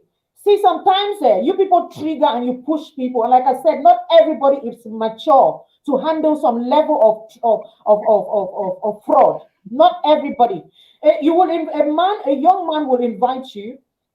Maybe this guy is just hustling. Maybe this guy is even an Okada man. Here, how much has he, a taxi man? How much does he earn? Let's even say he has money. He invited just you. It is first of all disrespectful. It is first of all belittling for a woman who has been invited by herself to take along not just one friend. You not even inform the guy before going. and then you go there, and they always take very hungry girls along. I don't understand the kind of They always call before, say, Bo, I guess on program for 6 o'clock, no chop, no, make sure say no chop because the program. So you know, right? No chop, take posh belle mix, no chop for that program do 6 o'clock. If you want chop, then your last start with chop around 10 or 12. So that by 6 you be hungry fine. Exactly, these things will lead to Can I come in? Let me round up then so I don't forget. And then you carry your bunch of friends, and then you go there, you eat and drink and do takeaway, and then you go for the most expensive. Just like this one was saying, you have never tasted Baileys all your life. They just invite you for a program. You go and they say, what do you want to drink? You are drinking Baileys. You blame Baileys. So say, I'm tissue. Your party drink Baileys. Your family members, they know Baileys. You don't play, they manufacture Baileys. None of them know Baileys. You've eaten shawarma, you've eaten this and that and that. If a man spends on you, ladies, take this. When a man spends on you, you become a target he must achieve. If you want to write this down, write it. And especially when he does that and say one playing Mugu, I'm telling you, he won't mind spending money, even borrowing money, and as long as he has to. Then just imagine in a setup where your village people don't make on Sunday, you come up on the house, you carry their friend them. And like I said, it takes a lot of maturity, it takes a lot of people who are responsible to not revenge. Before you see all of these things, like I said, I'm not one of those people who would tolerate all of these things. And then you're eating a boy's money, a guy's money, it is not justifiable. But like I said, there are triggers to these things. The next minute, we see you for your house, if you only opportunity this for take back my money, and they want to take it out sexually. Majority of them will act like that. So be eating the people's money and then coming on social media to say, and today you hide my ID. I'm very good at that. Yeah, Denzel, come on, go ahead. Yeah, I find it really difficult to understand this financial abuse there when, like you guys mentioned, all through, like a guy goes out or invite the girls out, and she come along with a bunch of her friends. I really do not understand financial abuse there. That's one thing. And how do you don't understand the financial abuse? What is not abuse? How come? Because I kind of feel like this man have the chance or the decision to make, like, hey, I'm not going to pay for a bunch of you. No, Denzel, no, it's the same as you say. The same way you say if a woman comes, they're talking about consent. Some men would do that out of courtesy, like I can't just send her away. She's there already. You understand? He would do that not because it's special. Like somebody is saying, having an erection doesn't mean you do it. You want it. But it's the same way. If you're paying for the bill, doesn't really mean I wanted to do it. It is just because of the circumstances that has presented itself like that. Yeah. That's why I said it's hard for me to understand that, because what I know about financial... No, not say we jack money. We'll not say we jack money. No, it's not that. It's not that. It's kind of like, it's hard for me to understand. That's sugar daddy. Even this part of, even the idea of your womb, you taking care of, like Emanuela mentioned this one, that you're taking care of your family, and you're not taking care of your wife's family or your wife. It's really hard for me to understand that it's a financial abuse. I kind of feel like the man is wicked, is irresponsible, is not man enough, than for me to say it's financial abuse. You have the chances to go and work. If I deprive you from working, then I'm financially abusing you. I don't know if you follow up with me. No, so I don't get it, Denzel. Okay, but this is what I mean. Like, for me to deprive my wife, like financially abusing my wife, then I have to stop her from making money. I have to deprive her from working. I have to tell her to reduce the number of hours that she's working, with the intention of her not making enough money. But if we have something like a deal on the table, like, oh, we're expecting a baby, or you're breastfeeding, and I said, okay, now work 50%, okay, that is not financial abuse. So that's where, like I said, that's another way of looking at it. So it depends. That would just maybe is one of the many ways of seeing it, or a particular circumstance, or an exceptional case, like then Bisong mentioned. Denzel, see the thing. What this song is saying about you spending more on that. No. Let me tell you. There is always a guide. Whenever they give an instance or a situation, try to find out if there is any aspect of control in that from one in it. Once there is a control, once there is a power tussle, know that it's an abuse. Once there is. Well, how does the woman control you to pay bills? How does he control you? Let me tell you. I am interested. Let me tell you. I am interested in a lady, right? Let me tell you, Denzel. I'm interested in a lady. I call her out for dinner, and she comes with friends. The thing is, every woman knows that on the first date, every man will want to be nice. Every man will want to be compelling to the woman in every way, just because he wants to put up the first impression. And the woman takes advantage of this now. For he want chat me, for say I agree, it's okay for the do as I like, as I want. That's the control in it, which is an abuse. You understand? That's the control. You are manipulating the man. You bring 10 friends, one program, one guy go chop chicken, he chop fish, he chop eggs, he chop nyamangoro, he chop the egusi pudi for one program. I get all that. Then Zing Bellies. Okay, guys. You're already abusing your digestive system. I'm saying that yes, it's a lot of ways to look at these domestic violence and abuse. Remember, like I said, we use these things interchangeably because one could not mean the same, but we could use them interchangeably. I'll read some comments, okay, and then we go back to the video I talked about. Because initially when we started, most people were talking about, and most people made mention of we're only focusing on the women. It's only the women. Men also get abused, and it's true. But like I said, some abuses are more common with a particular gender than with the other. We'll try as much as possible to touch on them, okay, and touch on all of that. Odette Mapa, Lafleur is saying, Odette Mapa, now you are talking. As for me, no to joint account. Gone are those days where love the control. Taking advantage of any situation is an abuse, irrespective of the motive. Exactly. That's from Wali Moa. This person is saying that, I think I'm repeating that comment. Deep Ojong is saying, if you love a lady, like it or not, she will manipulate you to an extent. Please, let's not pretend. This one is being real about the situation. I don't get you, Deep. You say one thing, and then at the end, it feels like you're saying something else, and then you come. But I get what you're trying to say. It's true, it's been manipulative. I categorically, it's not even anything. Even the ladies who come with their friends, they're coming with the intent of crumbling you and taking without any girl who loves a man. Take it from me, Denzel. At least I'm a woman. If I love you, you invite me out, I'll not invite the entire place because I'm conscious about your finances. I'm concerned about how much. I'm concerned about how much we're gonna spend. I want my man's finances to stay intact. When I start bringing my friends, it is a red flag for those men who are listening.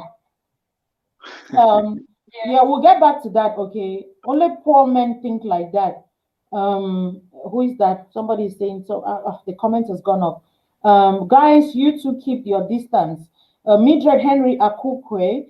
Guys, you to keep your distance. When a girl tells you she is in a relationship, stop thinking you drop the other guy for you after spending a lot on her. Women, you two stop collecting gifts from men you don't intend to get in a relationship with. It's true, right? Because sometimes if you say no to a guy, the guy feels like I'm going to use finances to lure you to get into a relationship with you. It makes sense, you know. I mean, that financial bit is a tricky one. You know, but it's good we talk about it. Lafleur Odette Mapa is saying Lafleur Lamour, then there's a problem right there. I won't want a complete joint account. No way, no matter where the man is coming from. There was a comment, I think I read. Can I take that comment about joint account? Let me just say something there a little bit. Okay.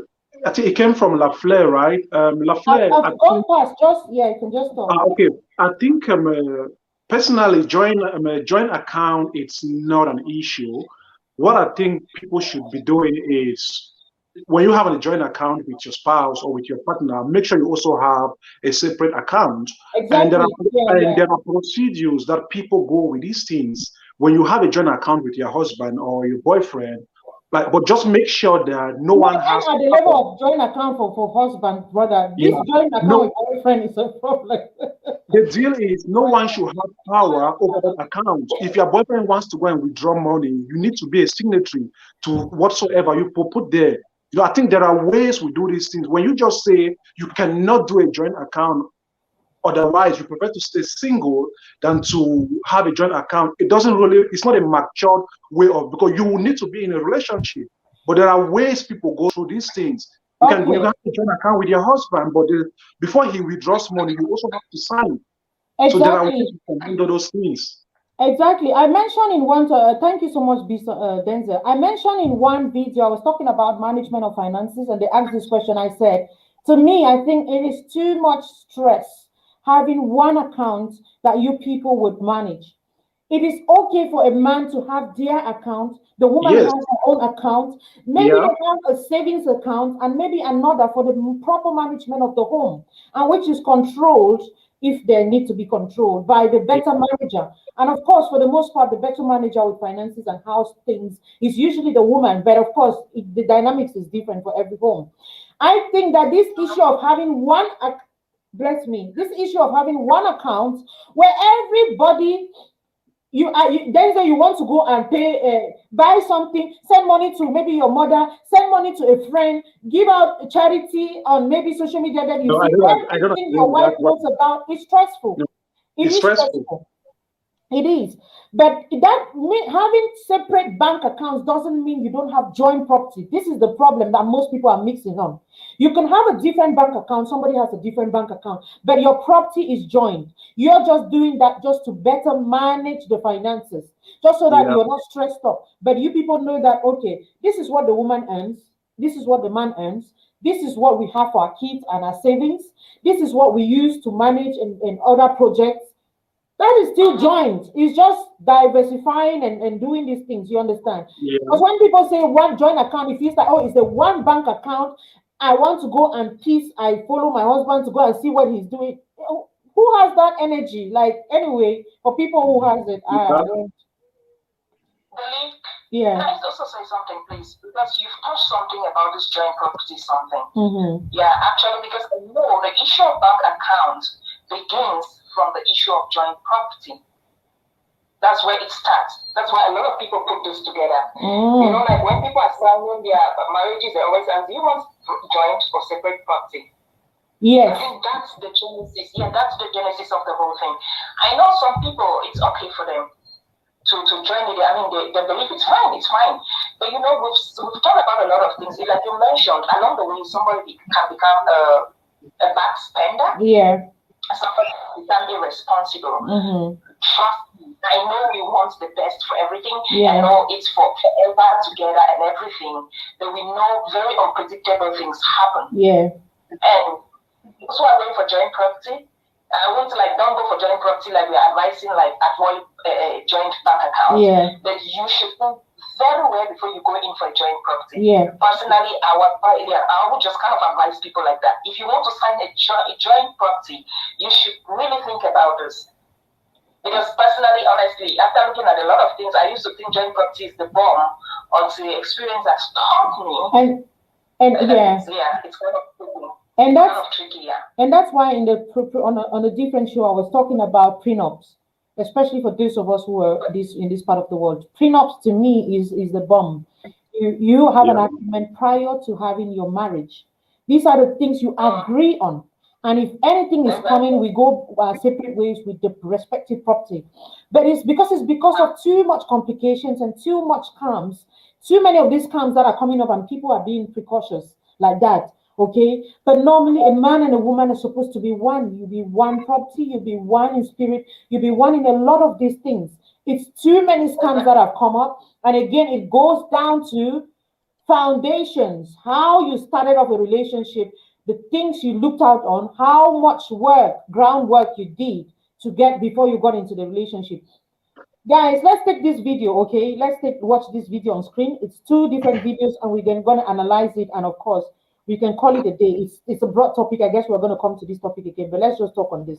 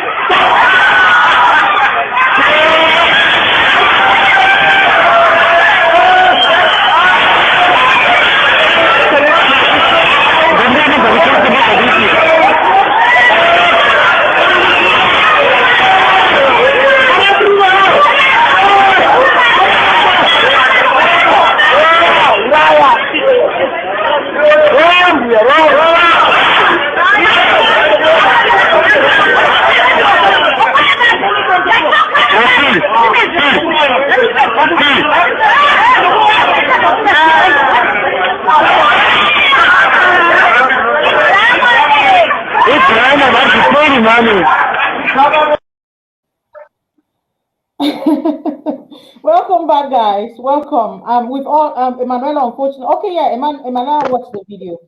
What do you make of this? I mean, when I watched this, I felt like, wow. And most people talked about domestic violence being meted on the woman. Most of us, we've talked about it, and they wanted to zoom in on the men on side of it. Like we said, the physical violence most often is common with the man. When you look at that video, what comes to mind? What do you make of that? To me, it's Emanuela. Oh, okay. Yeah, well, okay. I thought you were already talking. It's okay. Yeah, go ahead. Go ahead. Can I go ahead, Obi-Song? Yes, you go ahead, B. Yeah.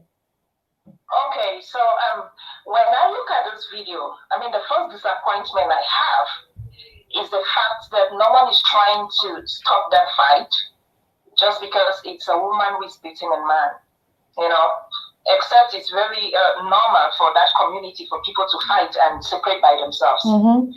No, but this is an observation I've made with that video. And how did I get to this observation? Because there is a child involved. I am seeing a physically abusive woman and an emotionally abusive man. Mm. Yes, I am seeing a physically abusive woman and an emotionally abusive man. If you follow this video, you see this woman is beating this man because of the child, like trying to keep the child with the man. And I was kind of feeling bad for this man, like what's happening? You know, it's not funny, honestly. The slaps this woman is landing on that man, it's not funny. I don't see how it's funny for somebody to be beating another person, no matter the gender. But then I observed this man carrying the child like a bag of rice to go back and dump on the mother. That tells why the fight is coming. A man who is surely not even attached to the child, and it seems the woman always has to fight for the man to take care of the child. So I kind of look at like two abusive people at different level, and good enough we've touched the different kind of abuses, yes, and violence. So that's how I look at it. And unfortunately, this baby is caught in the middle of this mess. The middle of the mess, crying on the father, kind of confused. If you know, I don't know, I can easily really get out of it. But you know, those of us who are abusive, think about your children. Oops. Okay, B. Thank you so much for that. Yeah. Yeah. There's a comment on the screen from Barista at Buria. Is my brother. We come way back. I mean, Thank you, Barrister. I see you. He's talking about this video. So he said, this video depicts clearly how our societies have been fashioned. Violence against men is hailed and violence against women is frowned at. Okay, so that's Barrister Buria there talking in this. Bison, you want to touch on that before I say up? Yeah, just exactly from what Barrister said. That was exactly what I wanted to say. The way our society relates to violence. Once the woman is the abuser, people will try to take it for fun. We've seen there are so many other videos going on social media, and when the woman is the abuser, you see the emojis, they're all laughing emojis. It's fun, but when it's a man Yeah, I who is even the saw some abuser, comments, and some people are saying, "I wish I had power and strength like the but woman." when I'm it's like, really? when the man is the abuser, then you see how people will frown on it at it, and how people will condemn the act. And again, if you look at if you look at the whole scene, you will see that it's an entire family that It's involved. suffering from a lot of violence. And to the best of my knowledge, I think the man is it's probably a deadbeat dad who has been caught up by the woman on the roadside and something like that. So there are Yeah, so that's many what, things. I think that's what Emanuela's mentioned as well. Yeah, and then I try to look at the effect, because the consequences of what's happening in that video, much will be felt on the child. Is happening. If the child is not injured physically, for sure the child will be injured mentally. Mentally. But I Yeah. think the child is already, because my major concern was with the child. The Yeah, I see child how is they're already, toasting the I child think left and she's right used like to a hot the, pan, you know? she's used to the setup already. It looks like they fight all the time. She's Yeah. not even scared of holding the father's leg, like, you know what, I'm coming with you.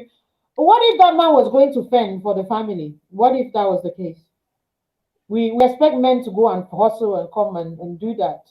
And what if the man was going to fend? I'm asking a question before you go mother Uh, me. a man who is going to fend for his family can never be embarrassed like that by, The you know. husband to take care of a child when he's going to fend. The way the woman is beating the man, to me, the way the woman is beating, and then secondly, anyway, Denzel, you speak first.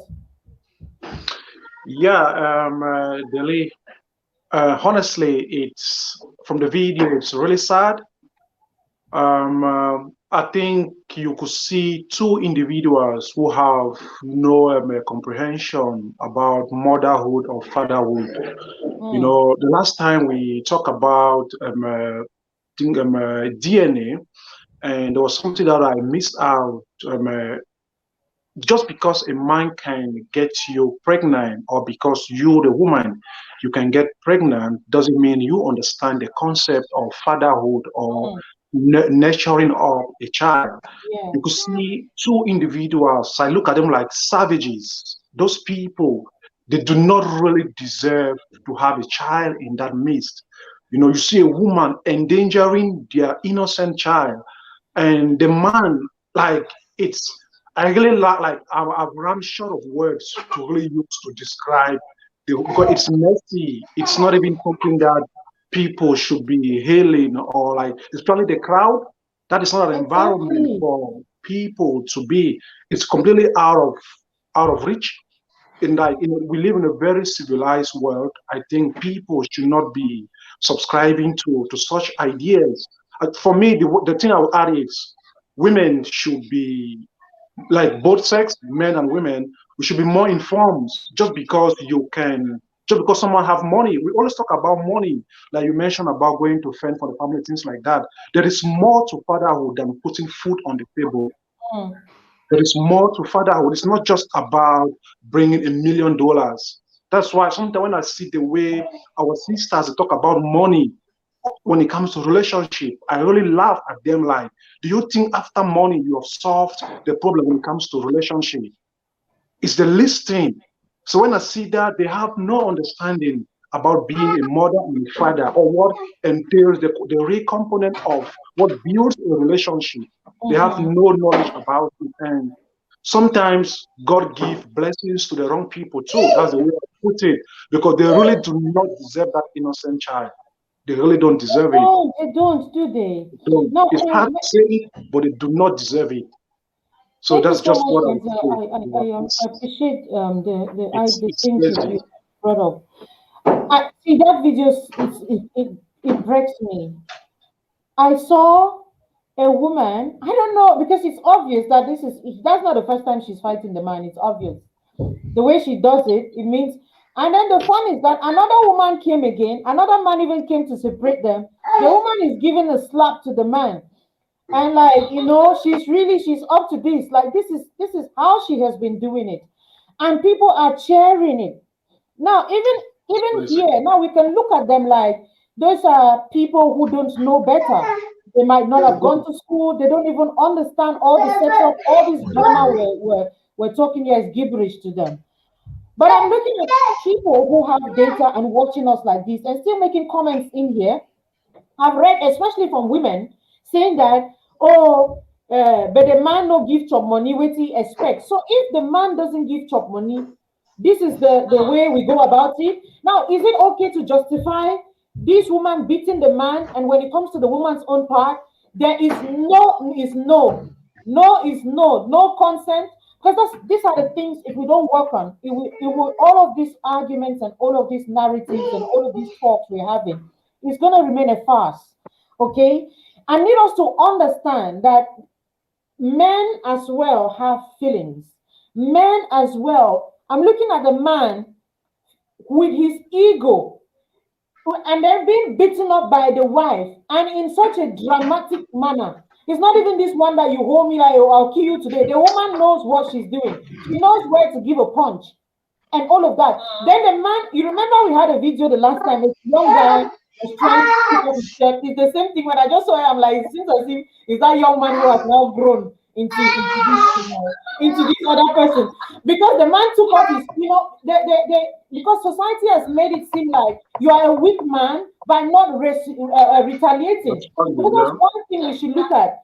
They look at the man, they're laughing because they feel like he's weak. But I see a strong man in that regard. He's a strong man. He's a strong man. He's shit together to calmly do that, except maybe you people don't buy what I'm saying. No, I agree with you. He is a strong one. He is a strong one. Delhi.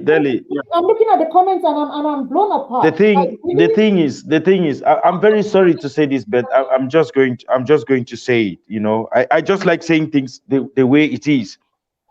God isn't foolish. He wasn't stupid. Making a man the stronger gene, the stronger sex. You know, because if we look at every situation, the percentage is so low. The percentage of women abusing men physically, it's really, really small. But the thing with this small number is that the day a woman realizes that I am stronger than this man, go up, calm down, that woman will abuse you physically. Yes, and it will never stop. That's the thing. And this, I believe, this is the reason God never made the woman to be physically stronger than a man. Because the day a woman finds out, it's true. The day a woman finds out, I can beat this man, trust me, you don't die beaten. She will beat you until the day you go to the grave. It's so, that is the truth. They try it with a slap. It's very normal. A woman finds you with some. There's a receiver from the background. One of you. Somebody should blow your volume. I don't think it's mine. I get the echo too. You know, the woman, the day she finds out, she starts with a slap. There is a problem. She gives you a spank, bang, you don't do anything. The next day, 2. And then you try fighting with her. On that fight, she evaluates your strength. Yeah. How can I stand this man? And the day she finds out that, oh, it doesn't even get power, oh, you are finished. She will beat the devil out of you until the day you divorce. That is just the truth. And God, with his infinite wisdom, he knew all this beforehand. And then he said, I'm not going to make you the stronger sex. And that's what has saved us, the men, today. It's so true. Barrister is saying again that there's a powerful statement, my brother. There are men who provide everything for a woman simply because she has brought forth a child for them, and it ends there. That was what Bison was saying, Denzel rather, that they are physically and emotionally absent. We talked about deadbeat dads, right? This is that aspect of it. So between the ages of 0 to 18, I want to believe children don't really care about money because that is the time when they deserve the most attention, physical and emotional care from both parents. After high school, when going to the university, any person who says their parents stop being, sorry, barrister, it is long, it's too long Yeah, it's a very long run. to project.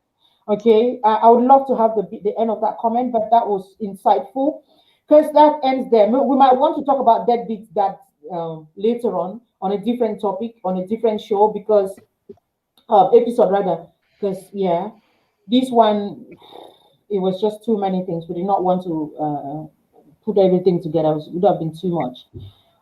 It's very wrong. It's wrong at all levels. I mean, at all levels. Now, the All fact levels. that this man is pushed to the wall, I was particularly impressed by that. He is doing all of these things. I don't know that, like if I see.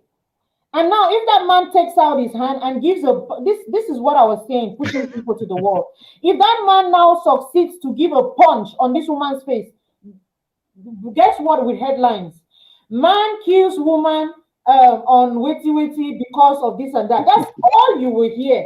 This part that we've watched, you will not see on the media. I'm saying that there are triggers. There are things you do not do. When you tamper with a man's ego, it is going to push him. You see all of that taking off his shirt, now ego. It is ego. He's trying to make people feel like, you know what, I'm not a weak man. Then the people watching are still not helping matters. Man, it's too much. It's too much. And they're laughing. They are laughing. Come in, my dear. Yes, please. Yes, I wish to come in on something. You know, I want us to have an observation, and this should also go as an advice to men. Because when we don't touch some of those things, they might not know things like this are actually linked. They are linked together. Yeah. When we talk about men identifying abusive men also identify abusive women, but because they're in that relationship for the wrong reasons, they kind of get into those relationships. We have a lot of men out there who get married to women because they need to financially depend on those women. Sick woman, yet they get into this relationship. Let's take this man we're talking about. I want you to look at this man because you said this man is also like that boy, that small boy that grew up. And I was looking because it really looks like the same thing. Exactly. You see the small boy. The small boy was taking out his shirt to fight. It's not as if he was trying to, let me not fight because he wanted to fight, but he did not have the energy. He didn't have the strength. He could not face that woman. Yeah. The same thing with this man. Exactly. Look at this man, he did not want to fight. But if you study it well, you see that he is not as strong as that woman. Yeah. Yeah, he's not as strong as if he was. We will not classify this man under gentleman. There's a difference between a man who can pound the lady. Yet he doesn't want to stoop that low with this man. And you will discover that most of the men who fall for this thing, most, not all, are those men who are financially dependent on this woman, or they are irresponsible men, even if they work, no matter what they work, they don't take care, they don't take care, they don't do anything, or the women are the men of the house. Now, what am I trying to say? This is going to act as an advice to our men out there. Let's not derail from our roles. I always say men and women, we really have our roles. If you, a man, you're so okay getting married to a woman. Okay, now those things need to go and Gwen TV. She mentioned something which is very important. I think you didn't see this point she made. Okay. She said that a lot of women, just because they want to get married, they take all their earnings and they sponsor their wedding. So they didn't pay their bride price. In the name of the man has some money somewhere. And this woman, just because they want to get married, they take full responsibility. Now, we look some of them who get into these marriages and they become so disappointed because they know the kind of men they are married to. And then we have those ones, you remember like the case the lady said, I told him money is not a problem. Exactly, yeah. That relationship and you'll be telling the man money is not a problem. And you're dealing with a man who is not going to work to take care of his family. And then the worst is if that man doesn't have strength like this video we just watched. And then one day you discover that you give one slap and he tries to slap you and it feels like one rubber plastic, like someone is mentioning. And then the woman says, so it's possible I can beat this man. It will never come to an end. That is how the man will always undergo this abuse. Right. So men, take your position. Do not let women pay their own bride price in the name of I didn't have money. You do the things you're supposed to do as a man. So you take your position. I am not in any way justifying those things. Yeah. No, we get you. We do. Don't worry, we get it. Even the fun advice for men. There are some things we could never avoid. Just be the man in your relationship fully. And women will not usurp your position. It's true. It is what you've said is true. Let me take some of the comments, okay, while we round up. There's another video I would have loved for us to watch it, but I'm looking at the time. We way past time already. Let me just read as quickly as possible, just so that we do not ignore those in the comments. And then while I take one round from both of you, okay. Patrick Tamo is saying that, please, women, don't beat your husband. Please, women, don't beat your husband.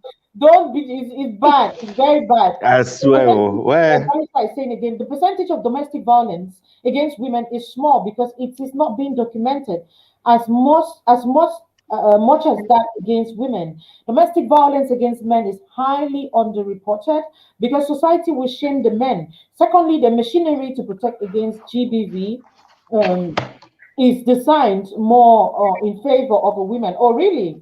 Wow. I didn't know that. So it can't be conclusive that the percentage is small. Okay, Barrister, I hear you. I mean, when you talk, I listen because I know you have these statistics like that. But of course, there's always two sides to these things.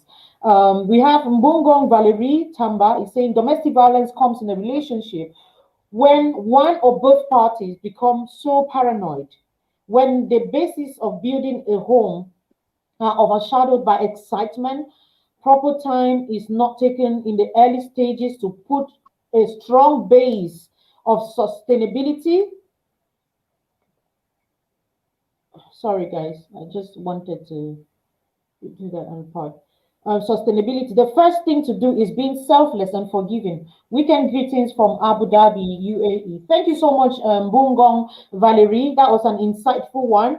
People becoming paranoid, and then we overlook the obvious, the obvious, like the red flags we talked about. Makes a lot of sense. Again, we have a comment from Walimu, okay, says it's just heartbreaking. If mental abuse was a punishable crime, a lot of parents would be in jail serving a long term. And indeed, it's too many of your comments, guys. Let me see if more has come in. I'm enjoying the show. That's from Nebacletus Valerie Numfo. Guys, it's just about time for us to round up. This is really a broad topic like that. We tried. There is spiritual abuse. Still spiritual abuse. We have spiritual abuse. We have neglect. Neglect occurs, and I'm just going to read it, okay? Neglect occurs when someone has the responsibility to provide care or assistance for an individual, but does not. I think we've touched on that already. I mean, somehow. And we have cultural violence. Cultural violence occurs when an individual is harmed as a result of the practices that are part of his or her culture, religion, or tradition. You get that, right? I think these things are self-explanatory. Okay. For instance, like all the female genital mutilations, these are violence. It is violent. So you want to know that. So these are, it's a tradition for some people, but it's abuse. So just so we know that, regardless of whether it's being practiced, because one of the things is sometimes these things are practiced like that and it becomes a norm. Okay. And people are used to it. And oh, we did that in the past. So why do you call it abuse now? When people become mentally emancipated and we get to know most of these things. We've talked about verbal abuse. Verbal abuse occurs when someone uses language, whether spoken or written, to cause harm to another, and it's very manipulative, especially on the women's part, because normally the way, like Bison said, the woman is the weaker sex, and the woman is not wired to be physically that strong. The only power some of us have is our mouths. So we now want to, you beat us, you give us a punch, we back it. Oh, useless man, stupid man, idiot. Your mates are building mansions. You are here hitting me. Bam! You idiot. You witches, family member. And this is it. We're trying to reciprocate because we know that, oh, there's a part that it's going to harm the man or hurt the man, his ego. And his ego, of course, makes him hit you again and all of that. So this is how these things work. And then we have psychological. We mentioned psychological abuse, which is psychological violence occurs when someone uses threats and causes fear in an individual to gain control. You know, for instance, the cases where people rape, especially in these issues of a man raping a smaller one. You warn them, if you do this, you will die. If you do this, I'll kill you. You see, those who commit what's this crime called when a man rapes a younger girl, a child. Pedophiles do this a lot. Okay, so they would instill fear and fright in their victims and say that if you do that, some of them even go to the level of saying that if you do it, your parents will die. They manipulate the children. So psychologically, these people, even fathers who rape their daughters, okay, this is what they do. So they manipulate them psychologically. The child thinks, if I don't do it, one lady actually came to me and made mention that she had this sexual encounters with her father, her biological father, because the father told her that if you don't do it, he is going to run mad. Can you imagine? As young as she was, she gave into it until later on when she understood the implication of it. So you see, that's psychological violence and abuse. And then we have spiritual violence, and most people never get to talk about this. Most people never get to talk about this.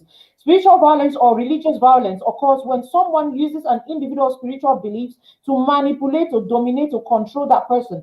This is typical with prophets and quote unquote men of God nowadays, who would manipulate their Christians to say that, oh, if you don't sow into the life of this thing, you know, when it is okay to sow, and don't get me wrong, like I said, we balance these things. I'm just rounding up. That's why I'm trying to read it out for those of us in there, okay?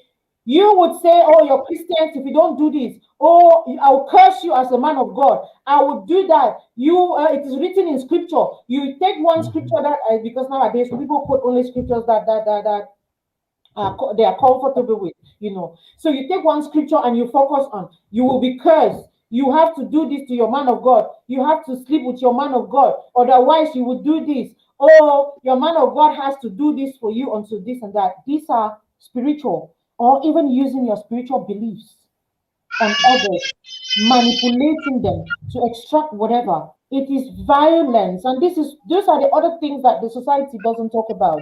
Okay, then of course we have the emotional one. We've talked about sexual violence, we've talked about physical violence, we've talked about quick one. I think we're going to round up with this. What is the way out? What is the way out, Emanuela? What do you think should be the way out? How do we get out of this violence? Because if we talk about it and just touch these things and we don't talk about the way out of it, you know, people will be stuck. They will hear us, but they'll still be stuck. Like, okay, I'm already there. Can we talk about the way out of it? Yeah, please. Exactly. I mean, like, you just caught me, like, you know, I was kind of reflecting on the way out of this whole thing. But before that, I want to mention something very important. We are in control of ourselves. We are not in control of third parties. So you don't control what a third party does. Yeah. Now, this is it. We can come out with some violence here from now to December. It's not going to make any difference if everyone watching us here claims that he or she is not in a violent relationship. Or their own is different. Their case is different. You know, I just think, like, first of all, before we get to the way out, let's not confuse violence or abuse to misunderstanding. Oh, thank you for saying that. Yeah. Yes, because when people have misunderstanding in their relationship and then you tell them try to work it out because marriage is for better for us, they kind of take violence and they transfer it to this whole thing. Misunderstanding, the worst misunderstanding can do is stress your relationship. But the worst violence can do is put you into depression, kill you, or you kill the other person, or make you very bitter. So those two things should not be put together. And that's why if somebody tells me, I have this misunderstanding with my husband, there's a way I'm going to tackle it as compared to somebody who comes and tells me my husband is abusive or my wife is abusive. Those are two different situations. There are ways of handling that. Now, the way out is that we are not going to take you out of that violent relationship if you cannot identify that you are in one. So the first way of getting out of a situation like that is to be able to identify that you are in a violent relationship. You are in a violent marriage. Once you start giving excuses for your violence, for your abuser, those things you don't even know. We're not saying your own is different. You don't even know your own. You're giving the abuser more power. You're giving an abuser more power. You know, you receive a slap and you start saying, no, I know it was my fault. And of course, I know they cook early. And because you didn't cook early, we blame you for that, maybe for delaying. We don't know what was happening. Then it's no excuse for you to be beaten or for you to be abused because you didn't do one of the things. It's not an excuse. It's just not an excuse. So I just wish to say the way out, according to me, it's that let's start by identifying the fact that our relationships are violent or abusive. Thank you so much. Thank you so much, Emmanuel. That was a powerful one. Ethan? Yeah, okay. Thank you, Emanuela. Thank you, Deli. Thank you, Denzel, once more. Yeah, Emanuela, she has really concluded on this. And one thing, is Deli there? Is she getting me? I'm there. Go on. Okay, and one thing I want to say it like to everyone watching and listening to us right now is we should stop normalizing these violent behaviors, because just from the video that Deli showed lately, we saw how the society over there, they tried normalizing the abusing act where the woman was abusing the man. These are some of the examples and some of the responsibilities as a society we have to take. Yeah, Emanuela made one vital point that until you, the victim in an abusive relationship, you own up that you are being abused, you identify that you are being abused, then the society can help you. Because one tactic of the abuser is that they instill fear in you. They try to shut you up.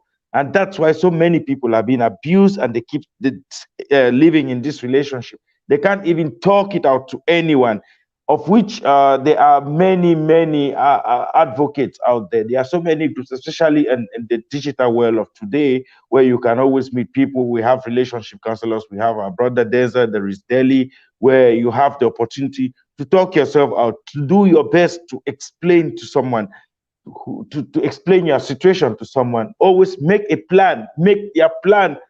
It's a workout plan. The truth is, once you identify you're in an abusive relationship, start by making a workout plan. Because what the abuser uses in you is fear. They instill fear in you. They make it in such a way that you have this fear that, oh, if I leave, maybe he or she is going to kill me. If I leave, maybe I die of poverty. He's my all and all. If I leave, maybe I won't be able to have this. No. Always make a plan. Staying in an abusive relationship is no option at all. Make a plan. Talk to someone. Let people know. Let people, like people who are specialized in relationships, let them know what you are going through. And for the rest of us listening, let's try to be able to identify people who are in abusive relationships. There are many other ways in identifying them. We see people, especially when a lady gets married and you see that she can't really attain her full potential. This is one aspect, consequence of a woman being in an abusive relationship. You lose your self-esteem. You can't do anything on your own again. When you see such a lady, know that she is in an abusive relationship. That abuse is suppressing her skills, is suppressing her talents, She can't do anything anymore of her own. These are ways to identify. And once you see this, find ways. We can't keep quiet. Talk to people. Find her family. Talk to her family. Let people know that she is being abused, because most of the times the victims, they can't talk. They can't even identify themselves. They have fear. So this is all what I really wanted to say. It's our responsibility. We all have to take it. Both the abuser, both the victim and the society. Thank you.